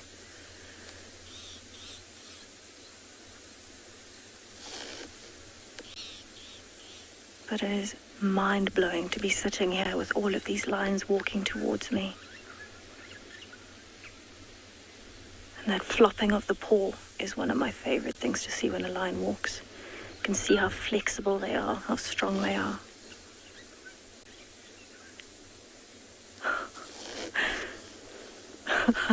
Absolutely amazing. Right, I am going to follow them for sure. This is amazing. They're actually going towards Deep Quarry, which is where we saw 4 members of the Birmingham Pride yesterday. They're all walking down the road really nice and calmly, so I think they're going towards water. It was very hot earlier. It's just become overcast again. little bit of light coming through the clouds, and absolutely beautiful. They're actually drinking at the moment. They're drinking.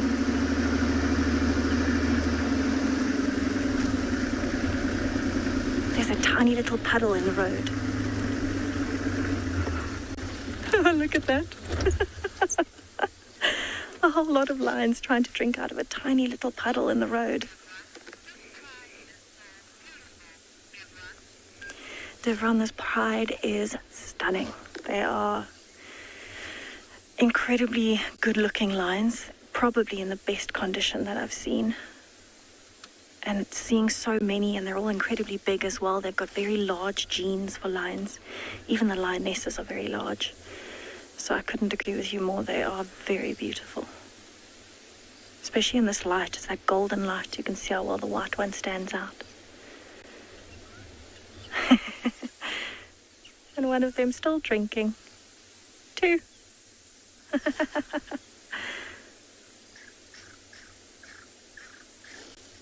going to be a bit of a longer drink for the white one. She lay down. Look at that. Whoop, she's up.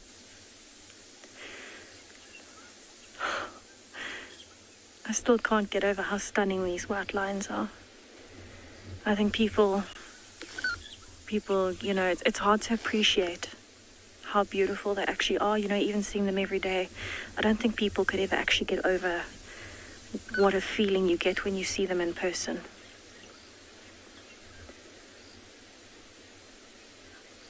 And again, she is very thirsty. She actually hasn't eaten a lot. She's got quite a flat belly compared to the others. This is crazy. Right.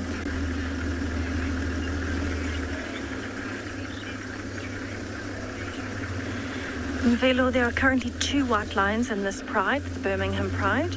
It's this young female and then her older half-brother, who is closer to the front of the pride. And there are only 4 recorded in this area in total. 1, though, has not been seen in quite a long time. It was only seen from an aerial survey. Not on and beyond Ngala, though. So let's see if we can get around to the front. It is such stunning light today. And I'll actually show you Mvelo. We're coming up to the other white line now. So we're going to focus on that one for you. Incredible. We are very lucky to be doing this. Right. Let's get a focus on that one for you. Here we go. All right, I'm going to do a little bit of a turn so that you can see them coming towards you. Here we go. So Seb is going to focus on them for you coming down the road.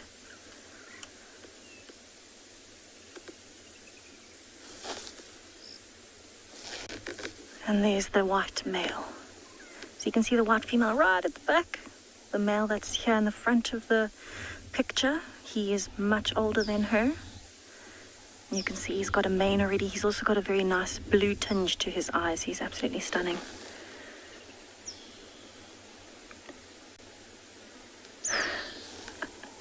You can actually hear some birds' alarm calling if you listen carefully.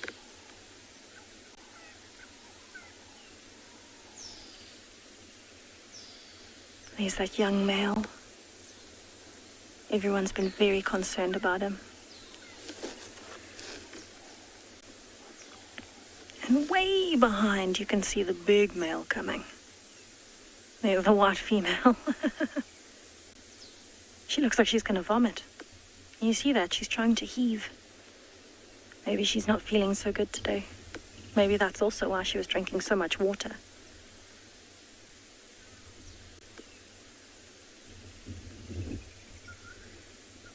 And there's the other big male.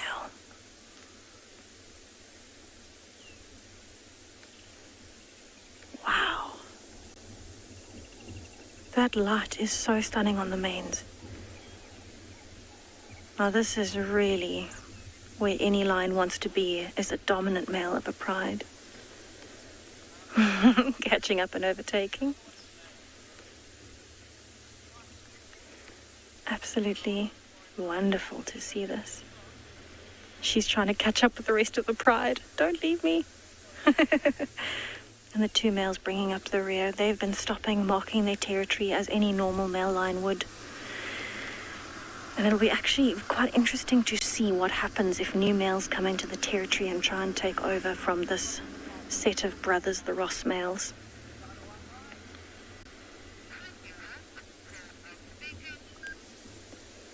So what I'm going to do, I'm going to follow them for a little bit longer, see what happens. They are heading towards that big water hole. Maybe we'll see all of them lined up and drinking.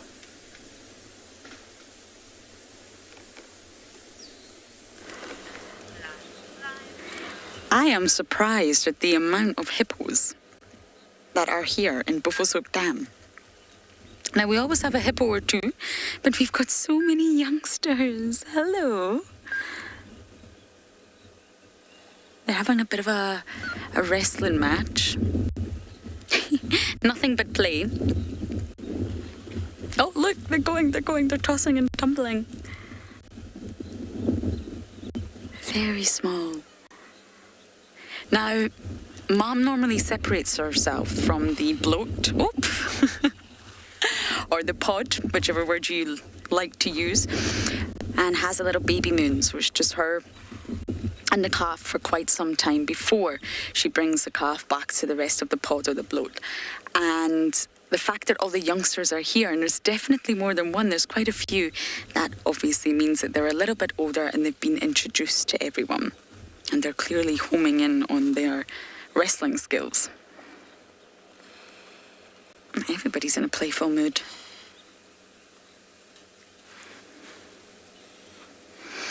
Now, hippos make up the larger sort of subclass, if you like, of mammals called the ungulates, as well as giraffes and impala. And ungulates essentially means the toe walkers. They're walking on their toes like a ballerina, but maybe not as graceful as a ballerina. And with hippos, they are also ungulates, and they're nowhere near sort of related to the necessarily animals that you would think they would be. They are not related to elephants in any way, shape or form. Elephants' closest relatives are the rock hyrax and the manatee when it comes to oceanic animals.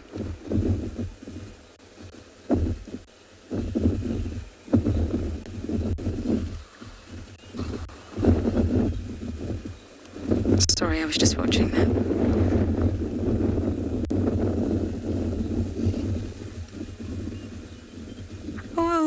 I think that's the mother and the calf there.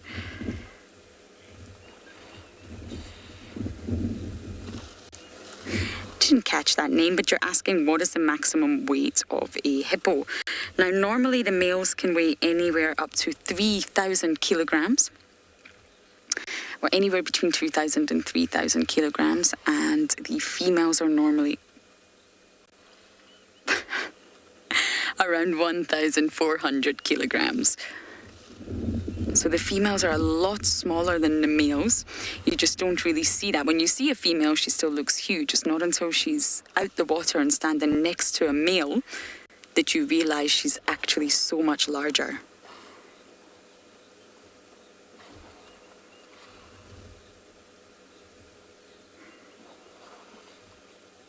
So going back to ungulates, hippos are the only ungulates that's really truly amphibious, that really requires the water, not just for drinking, but for their lifestyle. They can't survive without bodies of water like this. I don't know why everyone's been so entertaining today.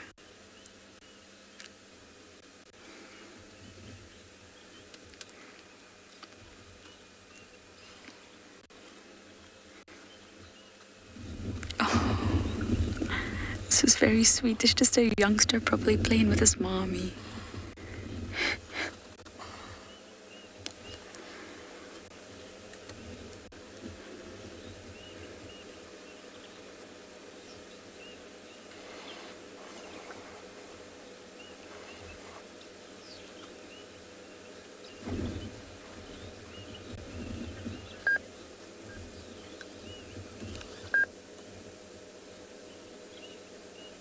So yes, going back to the evolution, sorry, I got distracted there, I apologise.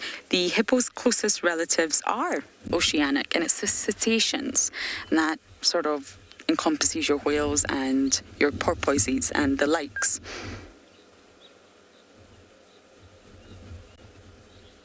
That's their closest relatives.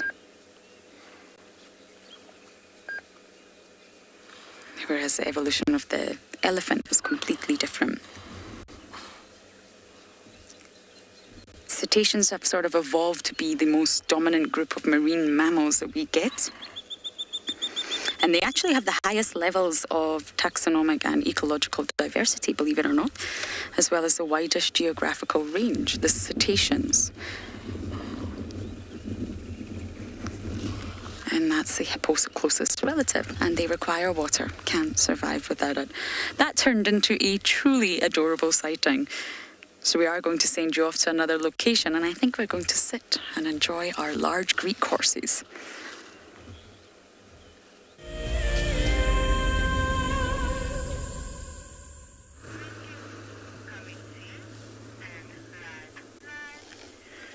So we have come around to the other side of the deep quarry here, and you can see the big male coming down towards the waterhole. And he is following the rest of the pride. They are now down at the bottom here drinking water. Have a look at that. How is that for scenery with lions?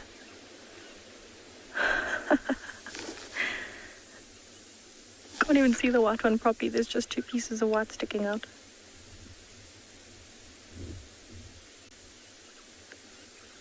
Look at all those ripples created in the water by their tongues. I don't know if anyone's ever seen a close-up of a lion drinking in slow motion, but it's absolutely incredible. They actually form a cup with their tongue backwards, and it laps water into the mouth. But if you've ever seen a close-up image of a lion's tongue, it's incredibly rough. It's got barbs on it, little hooks. And they point on the tongue, and they can use that to strip flesh off of bones. Unbelievable. So it's said that if a lion licks the bare skin of one of our arms, a human arm, that within 3 or 4 licks it could be down to the bone if it really tried. But how beautiful is this?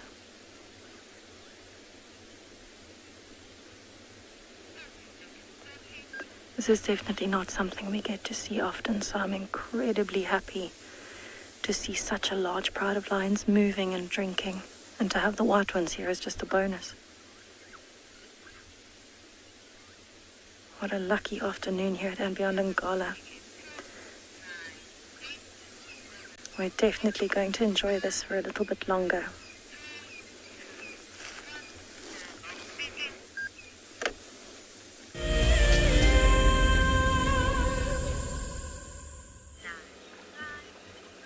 The fun and games is still happening at Buffelshoek Dam.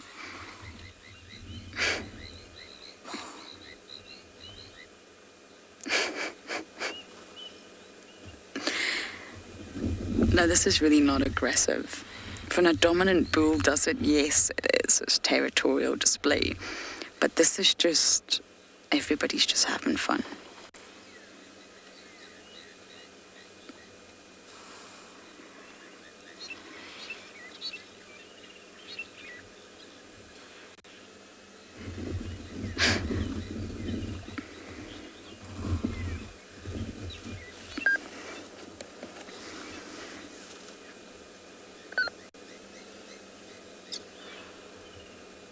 It's nice to see these big, bulky animals having fun.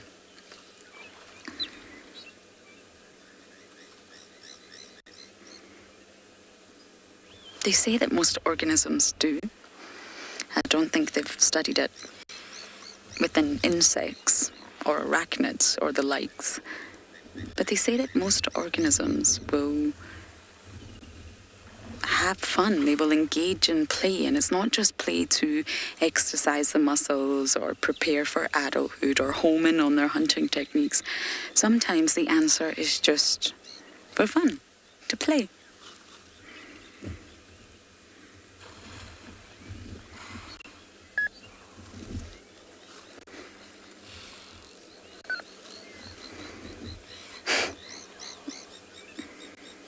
imagine humans played this way.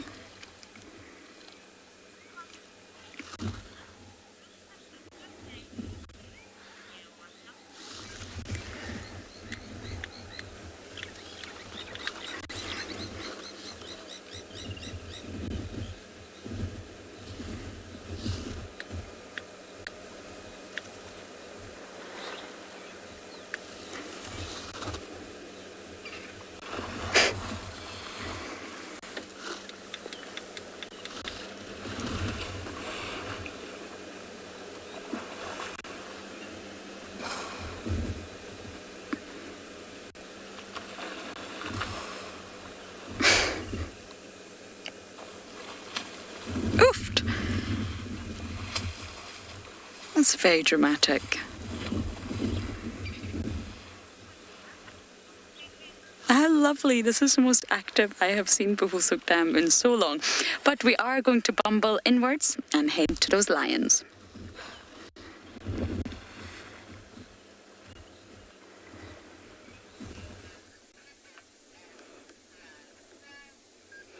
Welcome back to And Beyond Ngala, everybody. We have left the Birmingham Pride. We've made space for another vehicle to come in before they get to the boundary of And Beyond Ngala. And as we left, we came across this beautiful little herd of elephants going to a waterhole.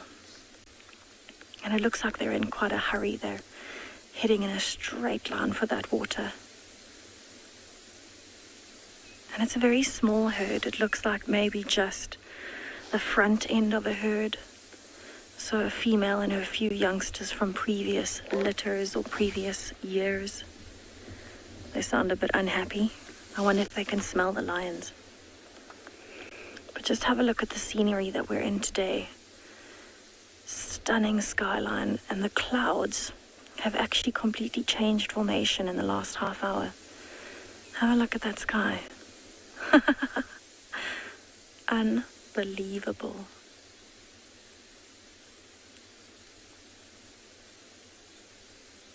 And to think that we have had 2 of the big 5 here in the last 10 minutes is so incredible.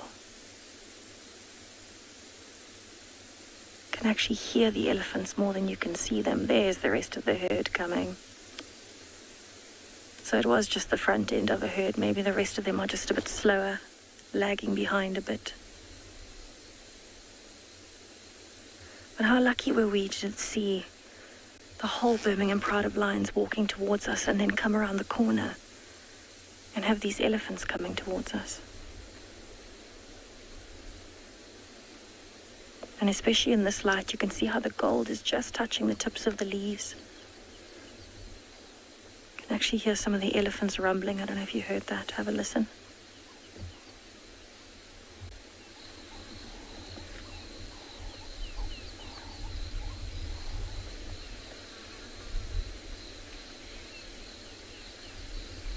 They've stopped rumbling.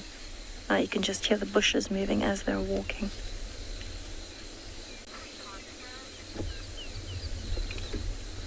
So I think it's quite soft at the moment, which is maybe why I can hear it so clearly.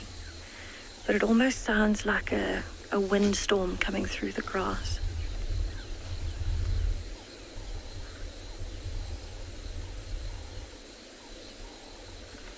It's such a peaceful time of day.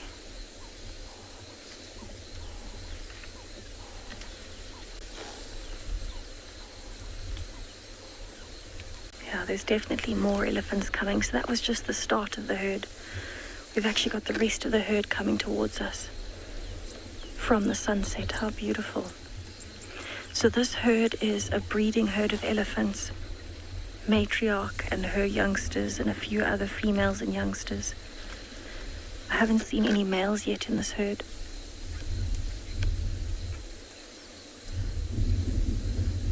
And that's pretty normal. Elephant social structures are quite set.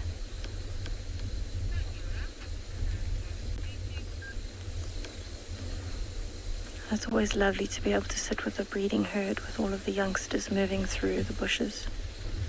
I think I'm going to sit here for a little bit longer, appreciate the sunset with the elephants, and then I'll head back towards the river.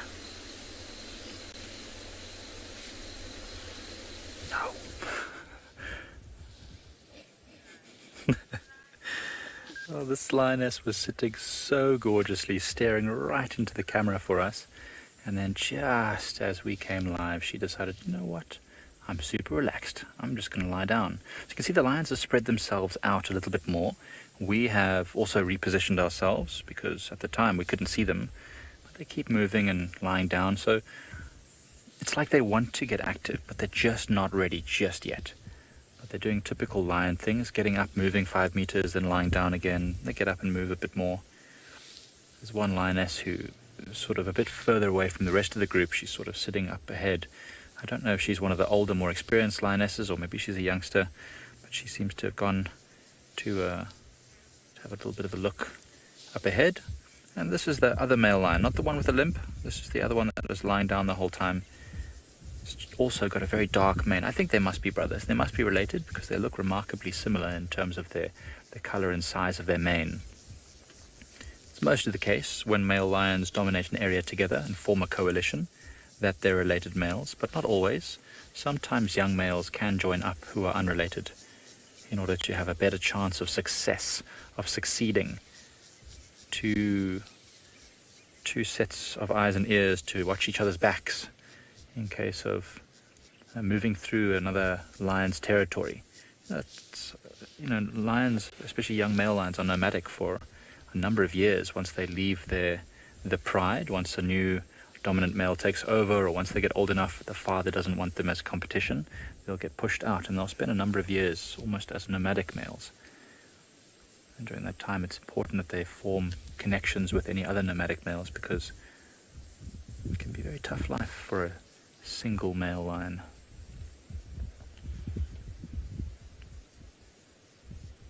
Very peacefully lying here. It's such a nice area. So it's really nice and open. So it's a perfect place for lions. As you see, their camouflage is perfect. Look, when we zoom out like this, this is, let's say, the view an animal would have of the whole plains here. And any buffalo, zebra, whatever it might be that's walking through here, as long as the lions stay low like this, would not spot them at all. Perfect camouflage. Oh, they're up on the move. Kali, it always seems that way because, of course, male lions fight for territories. They are having this very difficult lifestyle where they have to constantly fight with each other in order to get territories, mating rights with the females.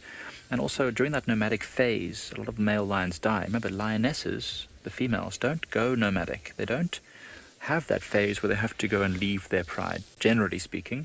And so they've got the support of their sisters. And it's always the way that you want there to be more females than males, because the females are the ones that give birth and do most of the hunting and look after the youngsters. The male lions are really only there to dominate a territory and keep an area safe so that youngsters can grow. Imagine if these lions here had only dominant over a very small area. Then these lionesses, if they had youngsters, of which we think there are at least 11 cubs, with maybe even more on the way, those 11 cubs would be getting attacked from all sides by rival males. So it's important that there are not as many males so that you can have these males dominating a slightly larger area. That's really the only role the males serve, to mate with the females, and then to protect an area. And the occasional helping with a hunt of a large animal like a giraffe or a buffalo, but generally speaking, no parental care at all. This is the one with a limp now. He got up and moved a bit closer to his brother, and you can see that one leg just can't get comfortable. He's constantly moving it. There must be something quite painful on that leg for him to not be able to rest it for very long without having to move it. I do wonder what happened. It does look a bit swollen. I'm trying to see if down on the ankle there's a bit of a laceration. Do you see that, BK? It seems like right down on the ankle there's like a weird line. I don't know if it's just a vein or if it was a laceration.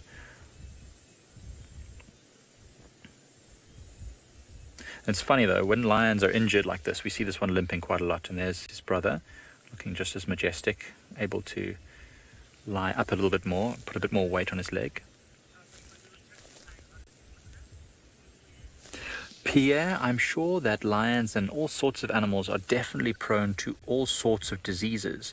Now, I can't tell you for sure if they're prone to the same tick bite fever that we get, but I'm sure that they can have issues with ticks transmitting all sorts of diseases. Now, it's quite normal that when there are skin parasites, lions start to groom themselves a lot more to try and clean them. Now, when lions like these ones are suffering in terms of not having enough food and they have to spend a lot more time hunting and a lot less time grooming, then those tick parasites or those skin parasites can start to build up and cause something that will hinder them. And one thing is mange. Now, mange isn't caused by tick, it's caused by mites. But when you see a lion or any animal which is missing lots of its fur and just has dark patches all over its skin, that's mange. And that's from a buildup of skin parasites because they are going through some sort of stressful situation.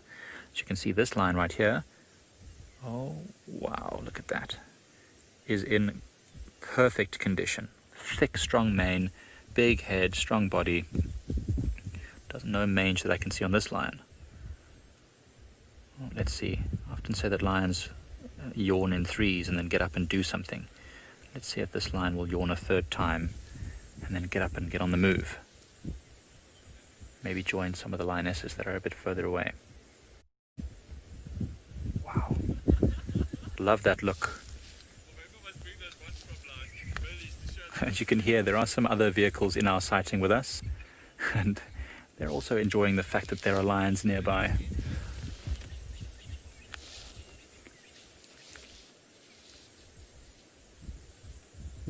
Oh, gloriously shaking his mane there, showing off all that he's got. Do it one more yawn, and then we'll allow you to get up and get on your way. He's looking around now quite a lot, and those ears, although well hidden in his mane, are constantly scanning around for the signs of any prey that might be around, and scanning constantly with his eyes as well.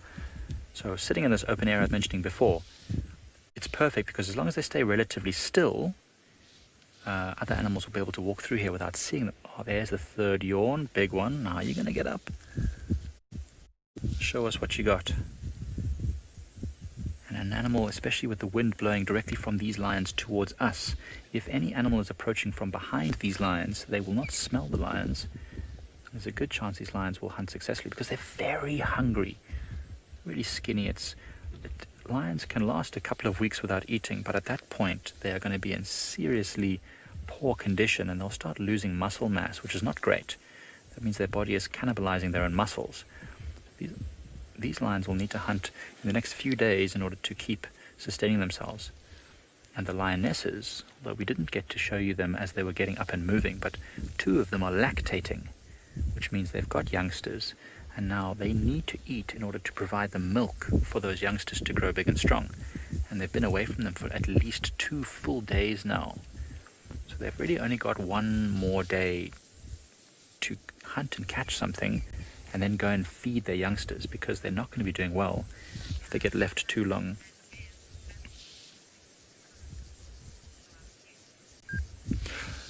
Can I ask for that question again? I didn't quite get it. Something about males and females fighting. I don't know if it was about whether they fight with each other.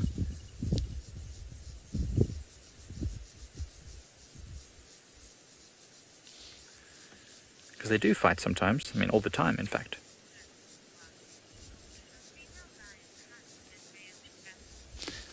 Zwake, exactly right. So it's not that the males don't hunt. This lion over here would have gone through some time alone during a nomadic phase, and during that time it would have had to hunt for itself.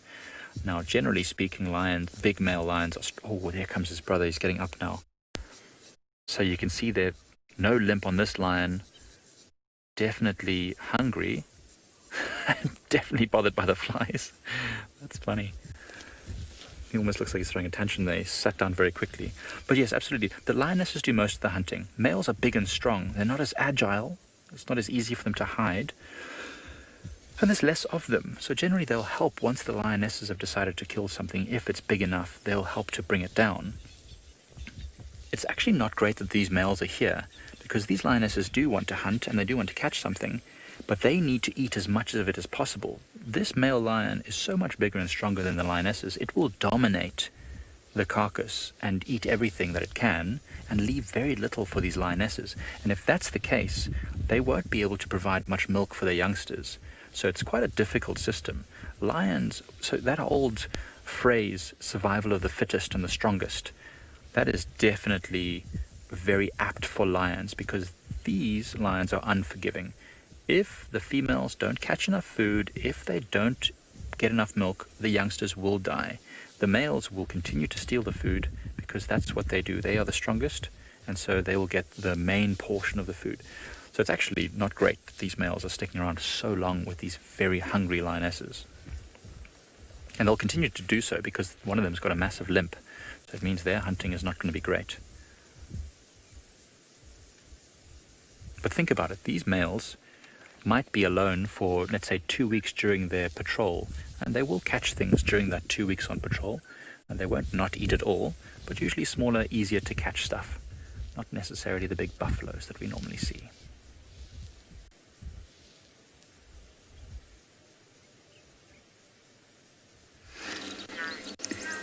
So we've managed to catch up with the Talamati Pride, who are, well, right in the middle of the road, to be honest. Quite the roadblock. Trishala was with them earlier, but sadly she had to return back to camp. So we've now joined them. Miss Sabui went back down south. She really doesn't spend much time on Djuma. She pops in and then pops back out again. But because her cubs are getting much older, maybe Sabui's movements and territorial patterns will change soon. Now, the Talamati's here. I think everybody's here. Haven't spotted Dark Mane. Doesn't mean he's not lounging around somewhere. But I haven't spotted the male, the dominant male, who's part of the Avoca Coalition. They were in Chitwa yesterday. Now, I know maybe some of you are not familiar with the properties, but for those that are, Chitwa's very south for the Talamatis. They do not normally venture that far south, so they've started moving their way back north again, which is why they're with us here on Djuma. But if you think about it, this was very much Nkuhuma land, the Nkuhuma territory. We're in the sort of core part of Djuma right now, and it was very much the Nkuhumas. So that, oh, you're trying to bite your own tail. It's very interesting, the movements of the Talamatis. They're all sort of moving around one another. Very familiar with each other, of course. Have history together. But because the Nkuhumas have really not been here for quite some time now, the Talamatis are obviously pushing in. There's no strong odor fence warning them or deterring them. So they've penetrated into Djuma anyway, and they've even gone down south. They're all very alert. They're looking into the drainage. Something's catching their attention, but of course I have absolutely no idea what it is.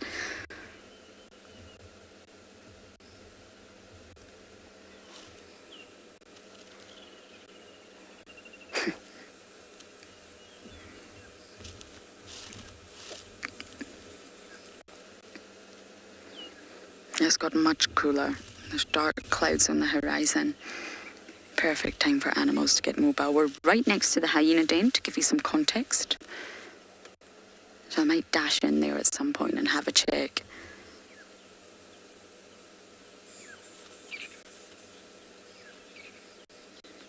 But don't worry, they're not that close. We're on the road, so they're not going to go to the hyena den. They're facing an entirely different direction, but to give you some context as to where we are on the reserve.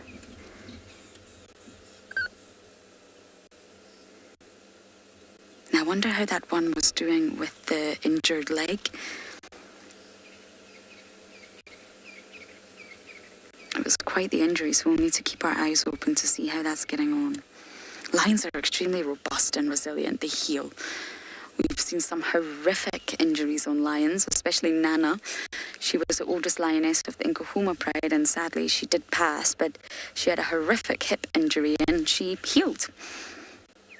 It wasn't an aesthetically pleasing sort of healing, but she survived.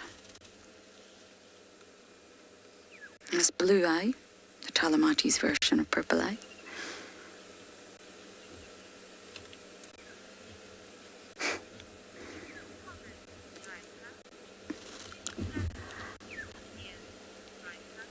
Rika, you're seeing so many black ears. Yes, it's sweet, isn't it, to look at lions from behind and see their ears. It really stands out. Black and white are, of course, not technically colours, they're shades. And they really stand out here. You're always recommended never to wear black and white when in the bush, because it really stands out, especially to the visual capacities of many of the sort of predators out here. It doesn't blend in any way, shape or form, so those black ears really stand out, which is exactly what they're supposed to.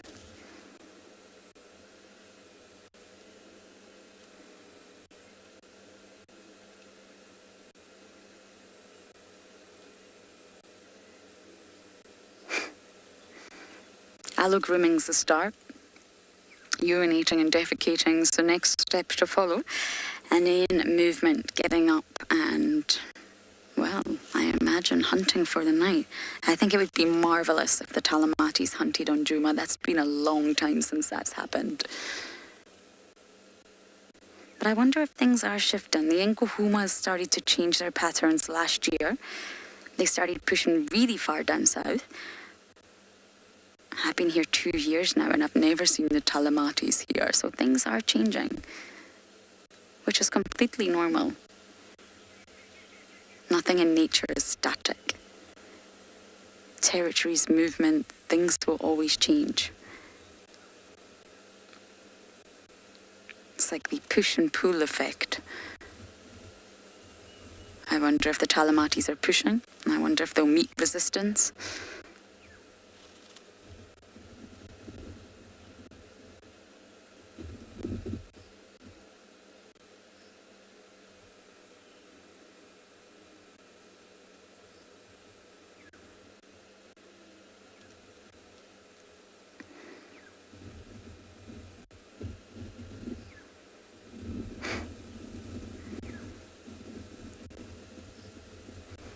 There's something quite powerful about lionesses. Noodle, there's 5 lionesses, 5 adult females, and 9 sub-adults. So they're not quite juveniles, they're not quite cubs, they're sub-adults. And out of the 9, 6 are female, 3 are male, and they're normally sort of followed by dark mane, who's the dominant male. And he's part of the Avoca coalition that I mentioned, but I really don't see any signs of him. So the pride itself would be 14, and plus dark mane limping along would be 15.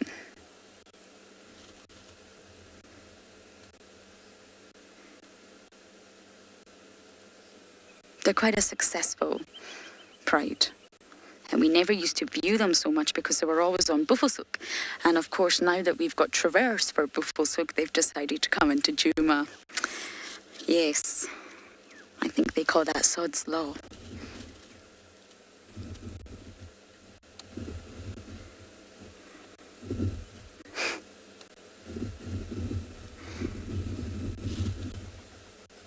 They had a giraffe calf just a handful of days ago. So I don't believe they've killed anything large since then or anything substantial. But I have sort of mentioned that last year we witnessed Nkuhumas take down an impala ram on quarantine, and it was over in seconds with absolutely zero signs that anything had ever happened. A hyena would come and clean it all up as well.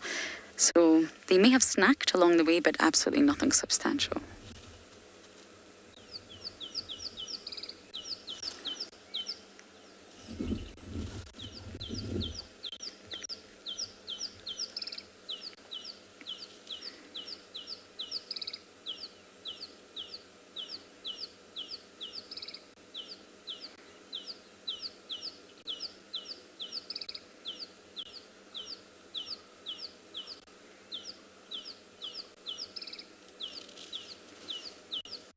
You can see the sub-adult males are really starting to change. They're getting a lot of hair under their chin.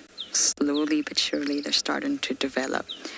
So I think we're going to reposition and try to get a little bit closer. I'm going to send you off to another live location.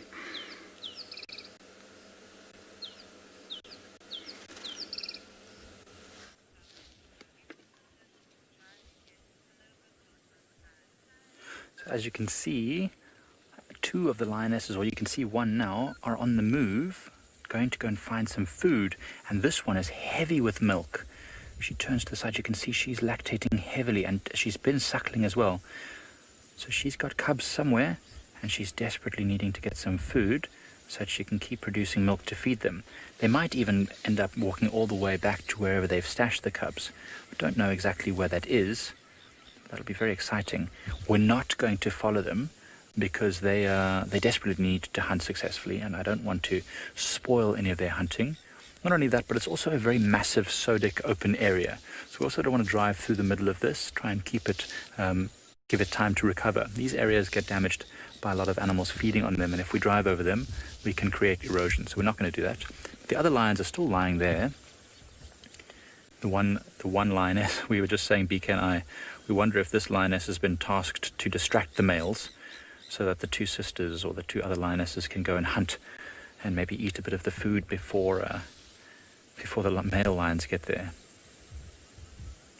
So she's just cleaning herself. Now, also very important to be very clean before you do any hunting. So there's no scent that might give you away, or at least as little scent as possible to give you away.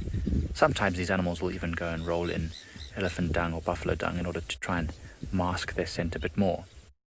See, the light, the setting sun is just coming out from beneath some clouds now, and it's golden illumination on these lions' tawny coat is just really marvelous.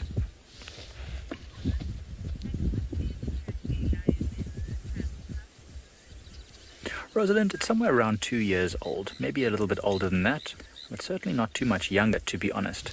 So they still need to learn all the skills of being able to hunt successfully, and also all the skills to be able to raise their youngsters successfully.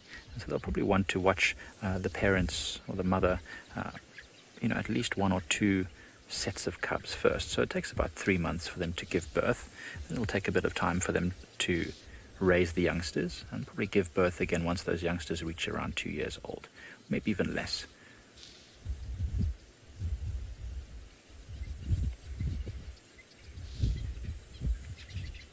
But the youngsters will stay with the mother around about 2 years. Something got those lions' attention there. Oh, look at that male. He's sniffing right behind the lioness. She is not lactating. It doesn't look like it anyway. So she is still needing a bit of attention from these males, and that's perhaps why she's sticking around with them, not moving away. That male was very quick to sniff there, so he's testing her urine to see what her reproductive state is. She's been up and down, actually. Maybe I can't really see clearly. Is she lactating or not? I couldn't really tell. There's a little something hanging down there. Perhaps she is also lactating. No, in this pride of 4 lionesses, at least 3 of them were lactating. So there were, I think, 3 sets of youngsters, all different ages, totaling 11. Oh, look at him doing the phlegm and grimace there. He's really testing her urine and figuring out, no, she's not lactating.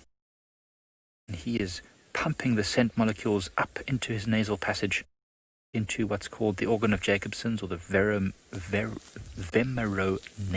organ, to figure out if she is ready for mating. He's not following her that closely, so perhaps she's not quite ready just yet. Let's see, he's going to do it again. He's going to sniff the urine and then make that very funny face, like he heard a very funny joke. And that is him trying to pump the molecules, open up the little pits, which allow the scent molecules to go in and be deciphered by some sensory organs. He's got a bit of a kink in his tail. Do you see that? That's a very strange looking tail. He's also holding it very stiffly out. He's been in a few fights in his time, this lion.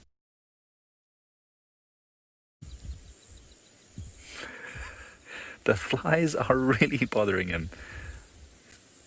Not happy about it at all. He's going to walk and follow this lioness, and the other male who's sitting gloriously in the sun is going to follow behind, but at a bit of a distance, because remember, he has got a limp. So this male is going to follow closely the females, and the last male is going to use his really incredible sense of smell to follow them using his acute sense of smell. So they don't need to stay close. So remember, they can also listen to each other from a very far distance. Oh, shame, he looks a bit sad. Everyone's leaving him. Well, this male is not actually the other. So this male is watching his brother, because the brother is actually peeling off from the lioness and walking in a slightly different direction. These males also know, I mean, I say these males, it's not necessarily these males. All male lions know that they're probably not the best hunters, especially when there are lionesses around to do the hunting for them. So why should they stay close? They don't want to get involved in the hunt if they can avoid it, and they don't want to give the hunt away. So it's better for them just to follow behind the females at a bit of a distance, give them space to hunt successfully, and as soon as they hear that the lionesses have caught something, they'll come charging in. I almost guarantee that the other male who's got the limp will forget that he has a limp and come running in like a cheetah to get his portion of the kill. And even with that limp, he'll be more than a match to chase off those lionesses. So I really hope that they do hunt successfully tonight. As you can see, they're very hungry lions. I hope that the lionesses get a fair amount of food so they can feed their youngsters and raise the next generation of the lions of Pridelands and Kwenga.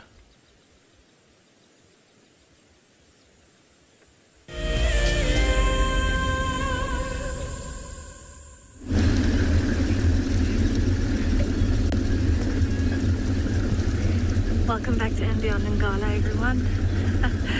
So it's been a very lucky afternoon in terms of the big five here. And what I've actually decided to do is I'm heading down across the Timbavati riverbed.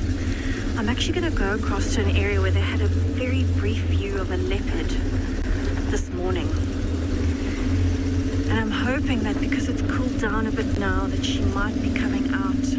We did try there earlier, but we couldn't find her. It must have been too hot. Wow, look at that patch of sun. That's beautiful. Look at that on the bank. And you can actually see as well, I don't know if Seb can maybe move the camera up a bit, you can see the moon as well. Look how bright the moon is. Oh, wow. It's almost a full moon. You can just see a sliver at the bottom that's not quite there yet. That is stunning. So it's been a very nice and calm evening here. And I'm really hoping that we get to end off with a nice leopard sighting in this golden light. Can you hear all the birds? They're all starting to settle for the night, advertising where they are. You can actually see the clouds moving in front of the moon. So on a night like this, it's actually a really good night for things like the wild dogs to be out. Because they can see a lot better, so they can hunt very nicely. But I'm going to keep heading towards that area of the leopard from this morning. Hopefully I get lucky.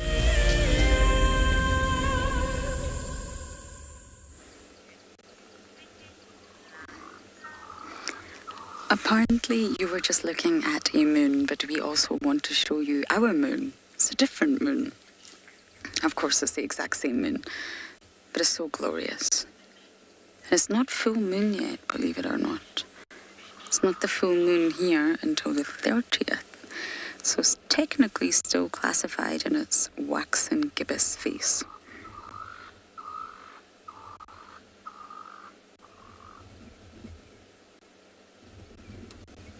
Orbiting planet Earth in the inner solar system.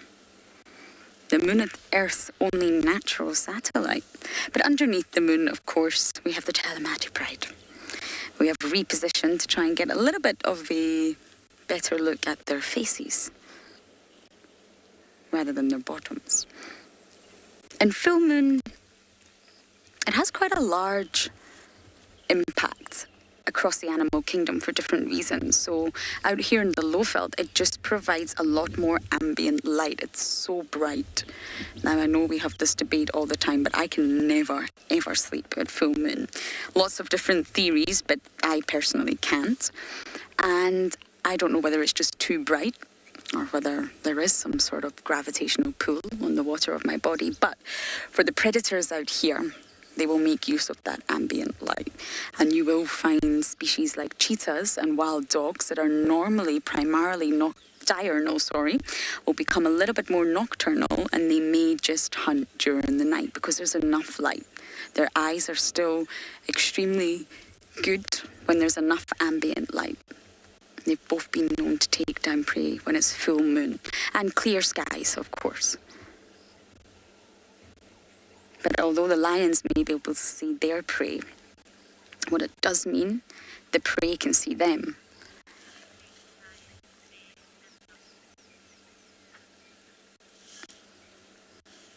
Priscilla, do I think lions stare at the full moon?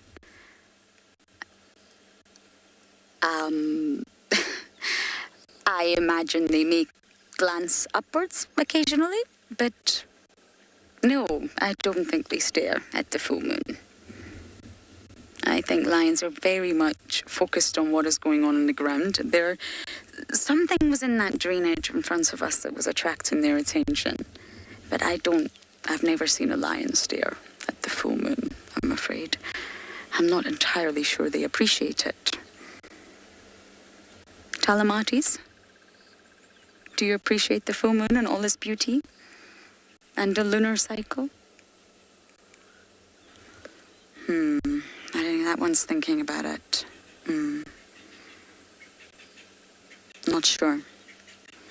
I appreciate the moon. But I've never seen a lion stare. If you actually think about it, the moon is so high in the sky right now, it does require quite a tilt of one's neck. I think the lions are far more interested in what's going on down in the ground.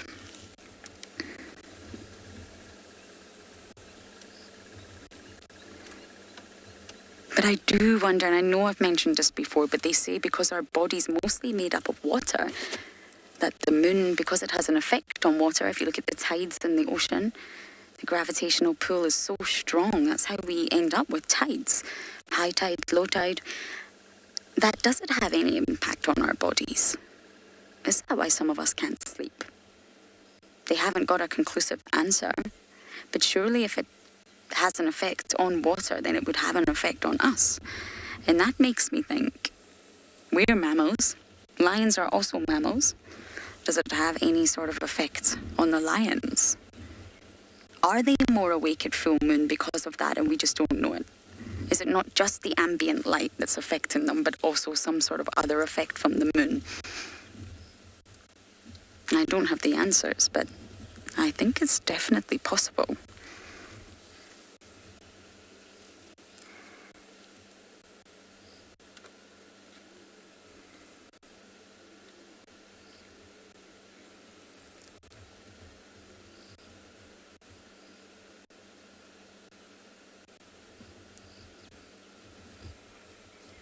When you actually study the sort of tidal force caused by the moon, it's very, very interesting to see how our bodies of water, such as the oceans, react to that gravitational pull of the moon. Sugar bits, yes. Lions get mange. Most mammals do. The Inca puma pride were actually savaged by mange not so long ago, but the cubs seem to have made quite the recovery, and the Styx pride is a very good example. The original sort of dominant lion coalition that was here when Wild Earth first arrived to Juma was the Styx pride, and they had mange really, really badly, and it's rather sad. They're still quite heavily scarred. I saw them not too long ago, and mange is a highly contagious skin disease, in case some of you are not aware, and it's spread by parasitic mites, the same mites that cause scabies in us, and it's been reported in 10 orders, 27 families, and 104 species, and this covers from domesticated livestock to wild mammals. So they're going to walk in front of the car.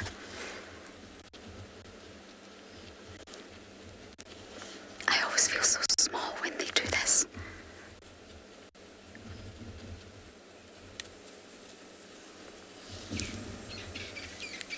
So silent.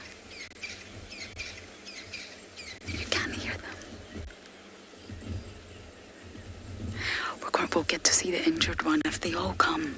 Let's keep an eye open for the one that has that serious leg injury. I'm sure it's on her left side. So this is the sub-adults coming. You can see how much smaller they are. Still got huge paws.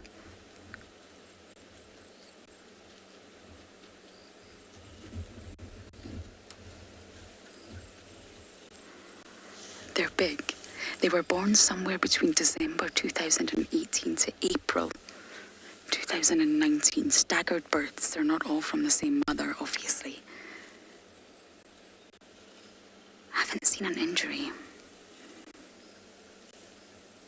And look at this young sub-adult male with his little mane. Hello, handsome.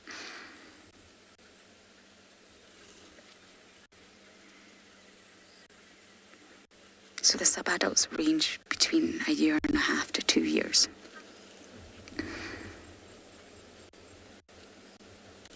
Wow.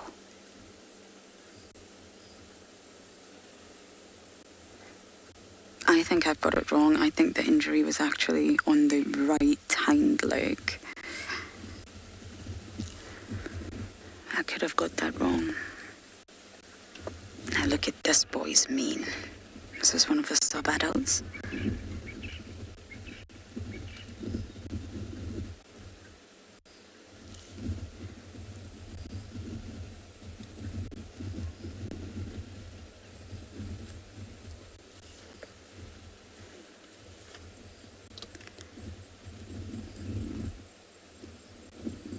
It's so remarkable if we can just take a look at how they walk. This is digitate. That's what it's called. Their foot structure is digitate. And it means they're walking on their digits. That's why it's so elegant and so quiet. It's the stage in between our primitive foot structure and the ungulates that I was mentioning earlier that walk on their toes. We're plantigrade. We're not elegant at all. We have the most primitive. We walk on our entire foot from the heel to the toe on the ground. Lions, which is the next step in evolution, they go up on their digits. So you see my hands in the way. You see this bend in the hand, so they're still on their digits, but the heel is up, and that's where you see that little heel pad. Then once you go further into evolution, from digitigrade, you go up to ungulate, like all the antelopes and the hippo that are walking on their toes. Now you can understand why that evolved, what the driving force was. The predators have to walk silently. They have to be able to ensure that the prey don't hear them coming. Okay, that's everybody, so we're just going to follow them. And what's quite exciting is that they're heading in the direction of quarantine. Now, quarantine is the large open clearing right beside our camp, with lots and lots of prey species. Kudu, we started the drive with kudu, impala, zebra, wildebeest.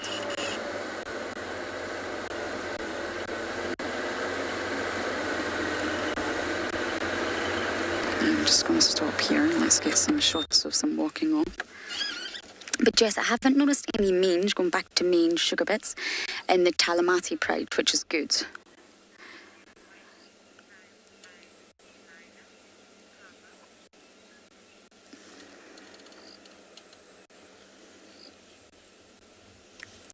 Lila, you just love their Viking eyes. Theo's laughing at me. I'm not sure why he's laughing at me. You might have to repeat that comment.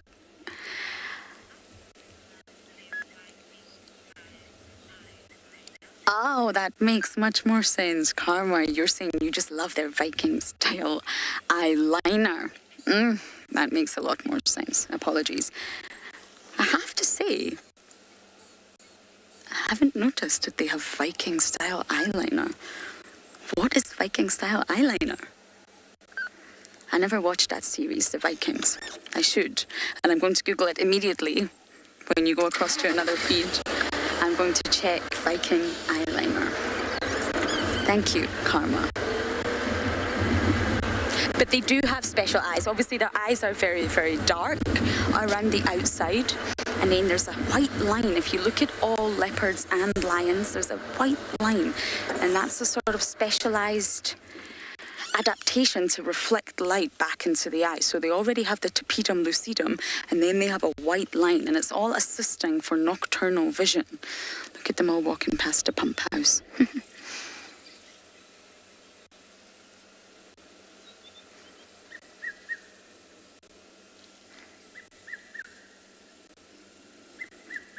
Yep, they're heading straight to quarantine. I'm just going to give a little update on the radio because we're the only station with them. Stations, the Talamati Pride are now mobile. They're at Philemon's Dip, heading towards quarantine.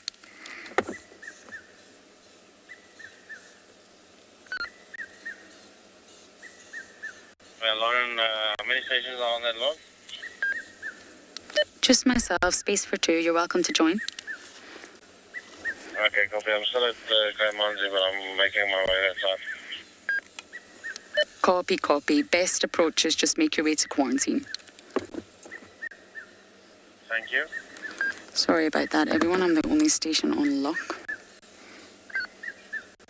So the injury must have been on the right hind leg, which is fine. We'll try and look out for it. It was one of the adult female lionesses, and it was quite a nasty injury.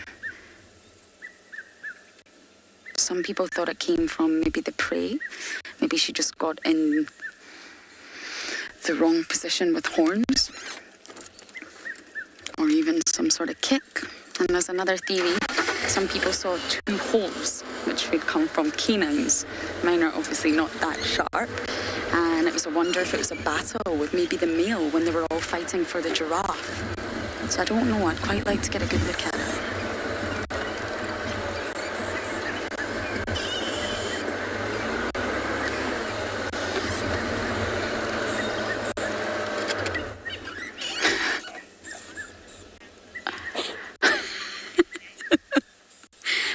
You. One of them has a gangster walk, MJ. Oh, I wonder which one. I think they're all quite gangster. I always feel that lions have a stiff gait when they're walking, especially because they've been flat all day. They always look a little bit stiff, but I can assure you, bam, just like that can change. But I think you mean a swagger, MJ. I'm going to look out for that swagger. Now, we're going to follow the lions. Theo, look at that skyline. It is like someone has taken a paintbrush with a palette of pastel colours and just painted the sky in front of us.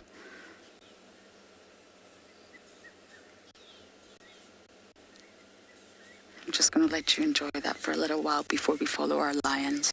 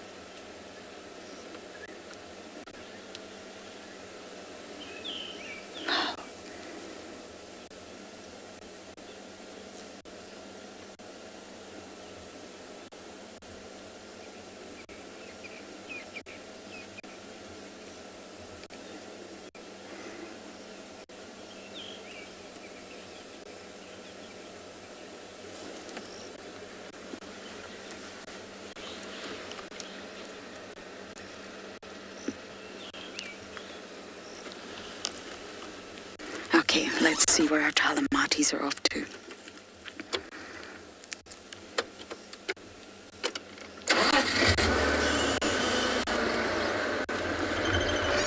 Now, I don't always like following animals from behind, if that makes sense. So if we see a gap to get round them and watch them all come towards us, we will do that.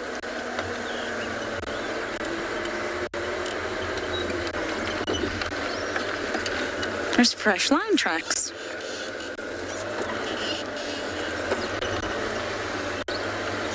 I knew someone would be sitting here. Yes, I see you.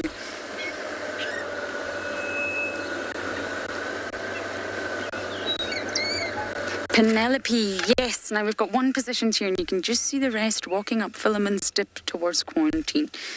But yes, Penelope, there's such beautiful colours in the sky. It's quite dramatic. I don't think we're quite through the thunderstorm period, although we got sun today.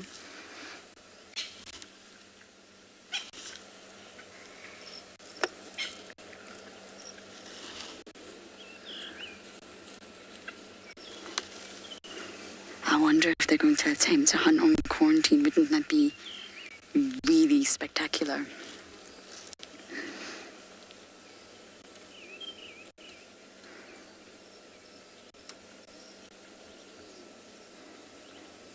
And they're navigating the landscape mostly through chemicals, mostly through chemical cues. That's how they're learning the landscape.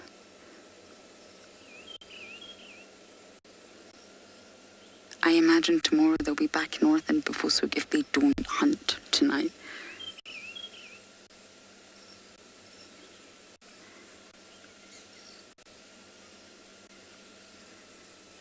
I don't see any signs of Darkmane. He's normally at the back, but he's nowhere to be seen.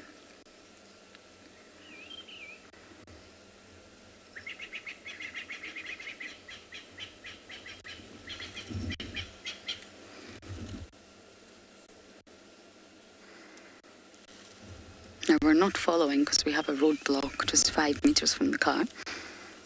The straggler.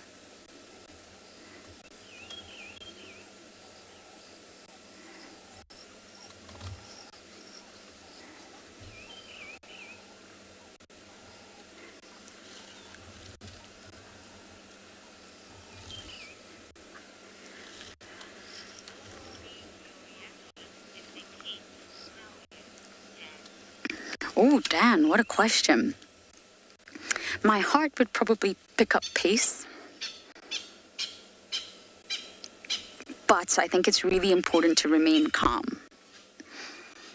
I've had lions jump on the black bar. I don't know what this black bar is called. Has it got a name, Theo? It's called the black bar. I actually do think it has a name, but it's completely disappeared from my mind. I'll get Theo to show you it. It's at the front of the car.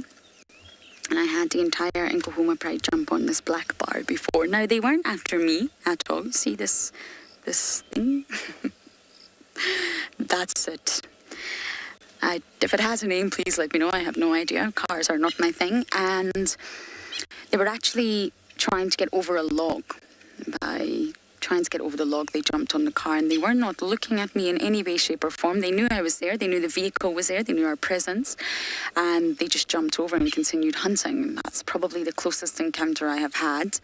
And I think these animals are so familiar with vehicles. The sound, the smells of the fluids and the petrol and everything that goes along with the car, that I really don't think they would ever come and smell. But going back to your question, if they did, I probably would tense. My heart would skip a little beat, but it's really important to stay still. Don't make any sudden movements. Don't startle them. And I'm sure they would not find the car that interesting. And therefore, they would move on. Okay, now we can move.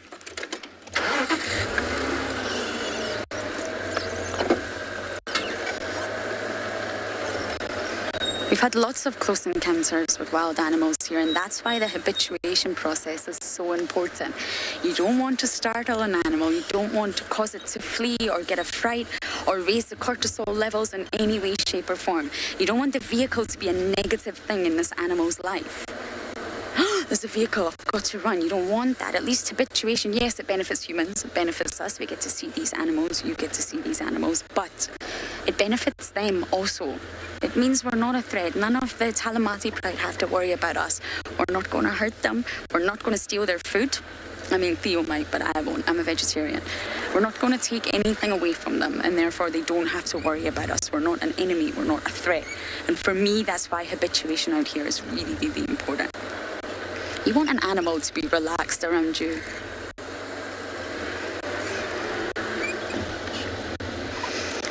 Someone has named a part of the car, but I didn't catch it. It's called a pill bar. Was that right, Cohen?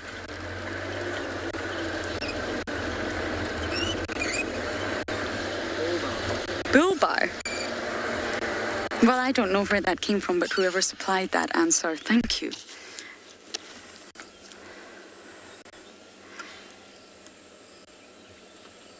The bull bar. Has the rest of the pride also gone in the drainage? Okay, I'm going to move forward, Theo, to try and figure out where the rest of the pride has gone. We're working with a little bit low light conditions now.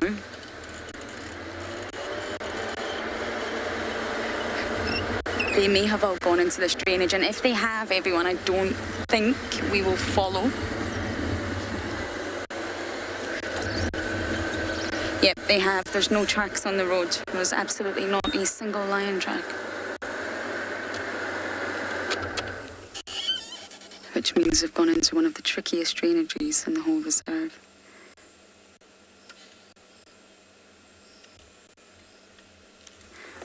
Let me just check. They're not up ahead. Human vision is very weak in the sort of dawn and dusk times. Mine especially.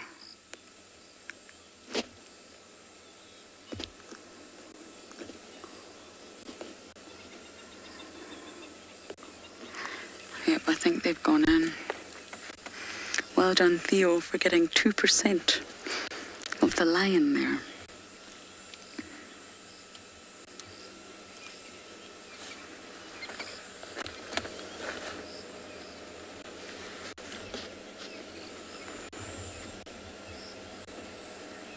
So they're not headed to quarantine after all.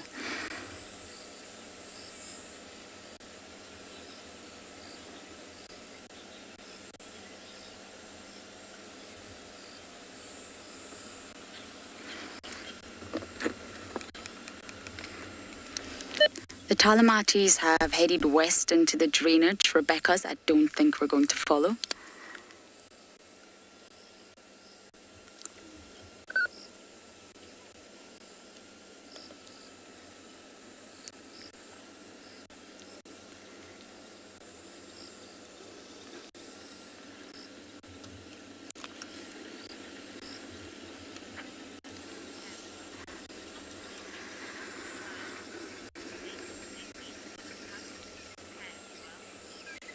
Keisler, lions don't regurgitate meat for the cubs.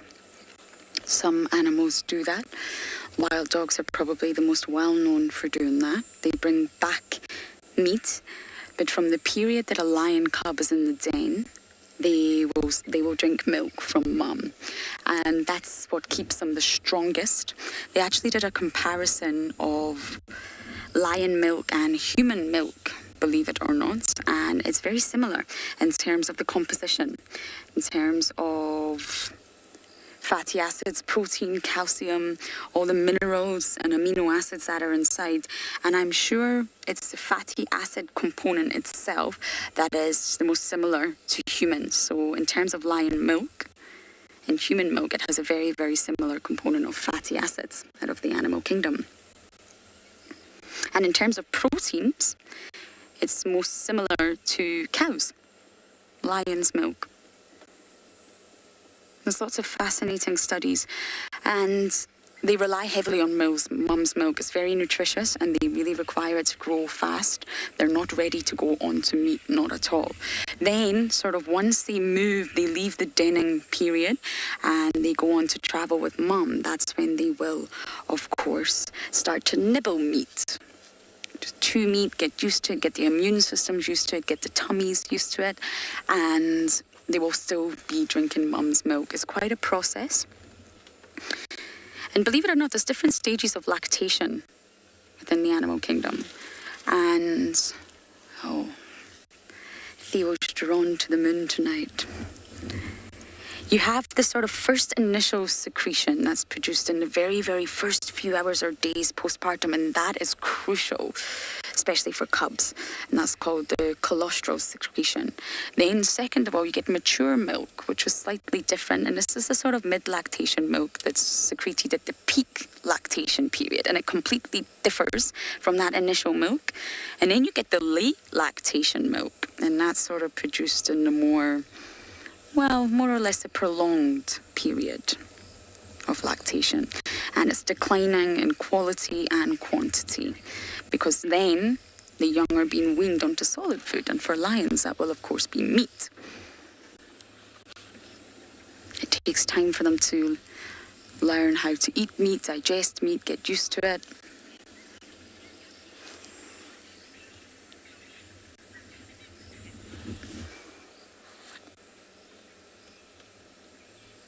Sorry, I'll have to repeat that question one more time, Gwen.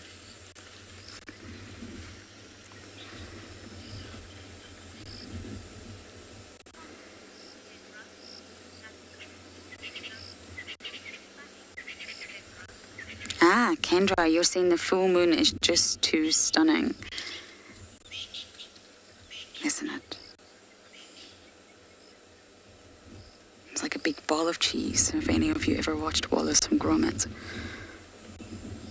If you didn't, then just ignore me.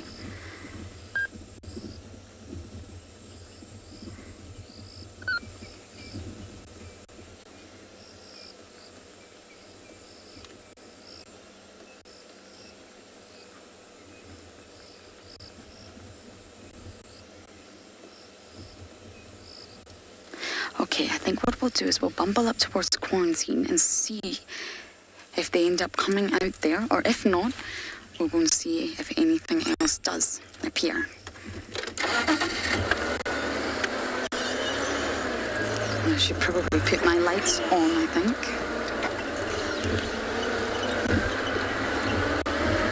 I really thought we were going to have them on quarantine. But they're actually heading back southwest, which is strange. They came from the south, north, and they're going back round again. They're probably following the sounds of food. You'll often find predators, mostly lions, not as much leopards. They like to sit on roads. One, if it's been a chilly day, it's warmer. The road is nice and cool. If it's been a hot day, or it contains some heat if it's been a cold day. But also, what they do is they use this to listen to both sides before making a decision where to go to hunt. So they'll lie here, one ear to this side, one ear to this side, and as soon as they hear a noise, be it a buffalo or some sort of prey that they want to go for, that's what makes their decision. They're not thinking, let's bumble into Juma tonight. They're thinking, I hear it, let's go. And that's why lion movements are not as easy to follow, I feel, as leopard movements. It's entirely based on prey.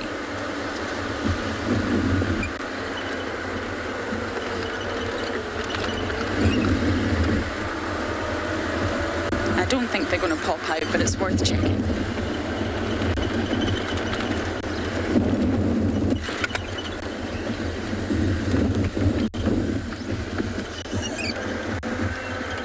Is my spotlight going to work?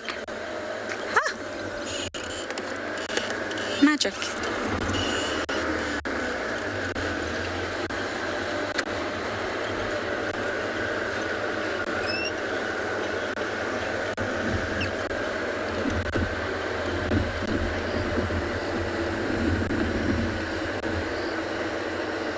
I don't feel that we've got enough time to race all the way down onto the road that I think they're going to pop out at.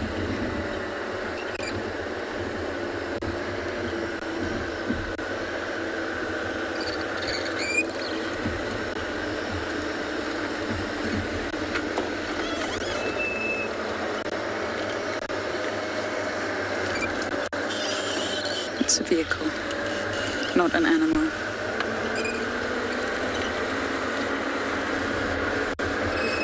I don't see any eye shine. This is why we use a spotlight, to get eye shine.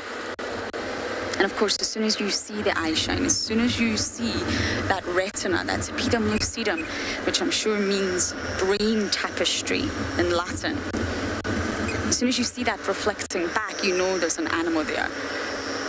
And you must remove your spotlight. There's actually a study about the damage light does to the eyes of the impala.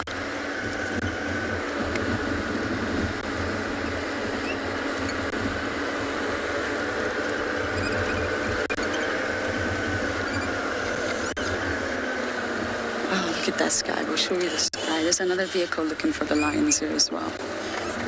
Sometimes you just have to stop and listen.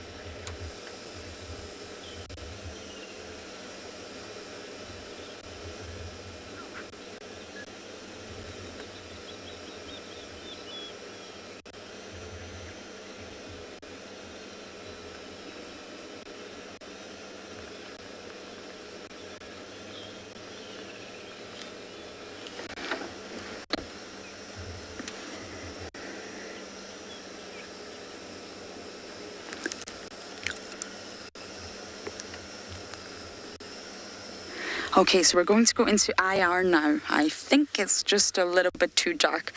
Not enough ambient light. So boom, just like magic, the picture will go black and white.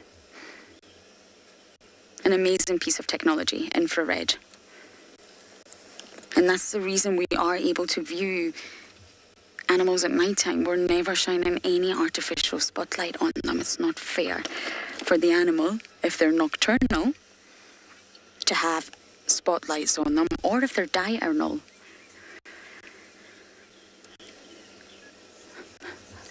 Lee, I've had moments where my heart has skipped a beat, but to be honest, we all went through quite a lot of training and exposure on different scenarios and how to handle them. And I think one of the important things out here is that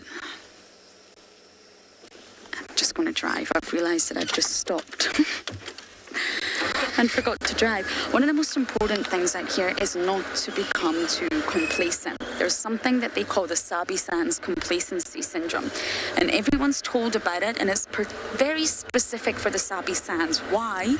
Because of the intimate interactions that we have with the animals out here. The animals are so habituated.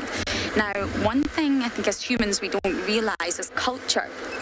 In many organisms, I'm actually convinced in every organism, but I can't prove that, culture was passed down through the generations. So birds will teach their youngsters how to open a nut. Monkeys in different parts of the world will teach their offspring how to do things differently, even although it's the same species, and that's culture.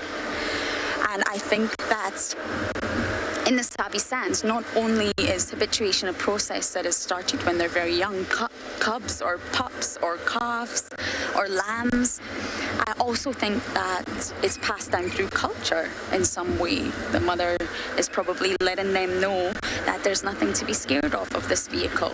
This is just a vehicle. That's not where your threats lie. And for us humans, I guess we maybe get complacent, and I'm honest enough to admit that. We get so close to them, we see them on a daily basis, but what you must always remember, and I try to tell myself this every day, is that they are wild animals. This is their habitat, and we are just visiting. So we are just visiting, and we must always remember that this is their environment. Now, we have to follow the rules and make sure we do everything correctly, but at the end of the day, I can see some eye shine, but I have no idea what it is. I think it's the impalas hiding. They'll probably know the lions are there. So yes, that's what they call the Sabi-san's complacency syndrome. That's what it refers to. People get too complacent. I'm not saying everyone. It's just sort of a term that's used because we get so close to the animals. In some parts of the world, leopards exist in quite high numbers, high density, but no one ever sees them. What is that?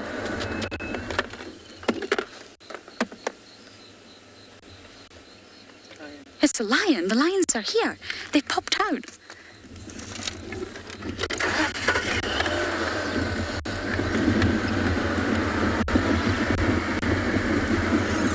The lion's running. It's running. Can you see it, Theo?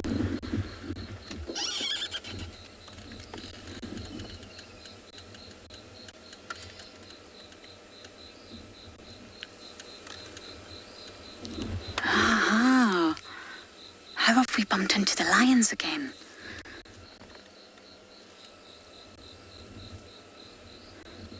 I think they have popped back out from that drainage line. I can't see the others.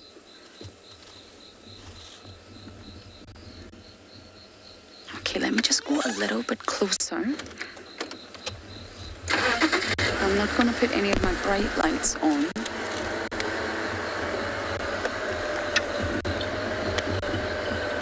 Maybe they are going to hunt on quarantine after all.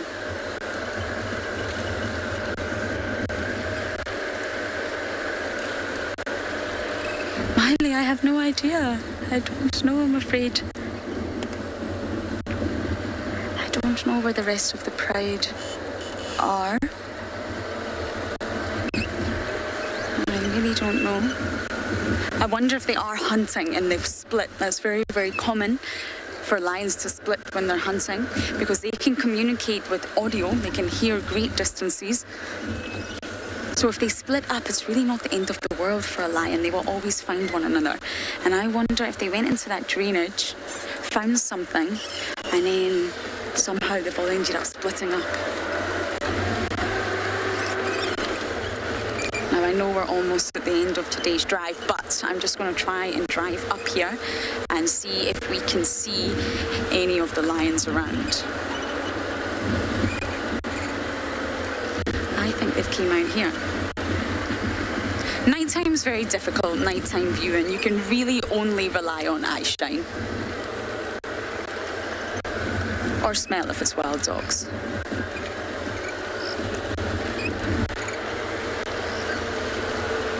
I'm not sure we're going to find them in the short time frame that we have left.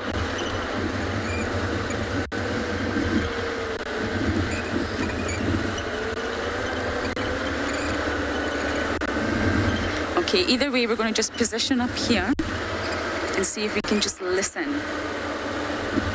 But if lions are hunting, they also won't want to give away their presence. They won't want to make contact calls or sounds that any of the prey can hear. I really don't know where that lion ran off to. I hope it's not our camp, because that was right next to our camp. I think we'll just give you a scenic view and see if we can just listen to some of the sounds of the bush. Not my game drive radio beeping, but actual sounds of the bush.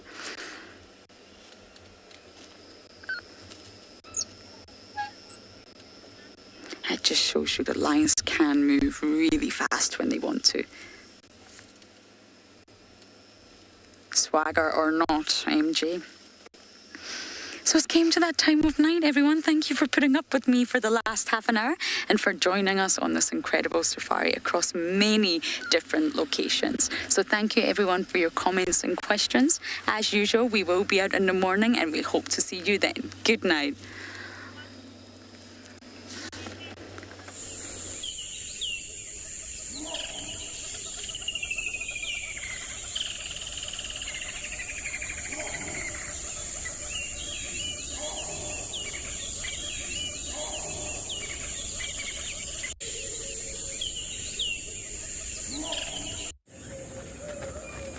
This program features live coverage of an African safari and may include animal kills and carcasses. Viewer discretion is advised. Jambo Jambo, welcome in the Masai Mara of Kenya. We have beautiful sunrise this morning. Welcome aboard to your very own safari live from the African wilderness.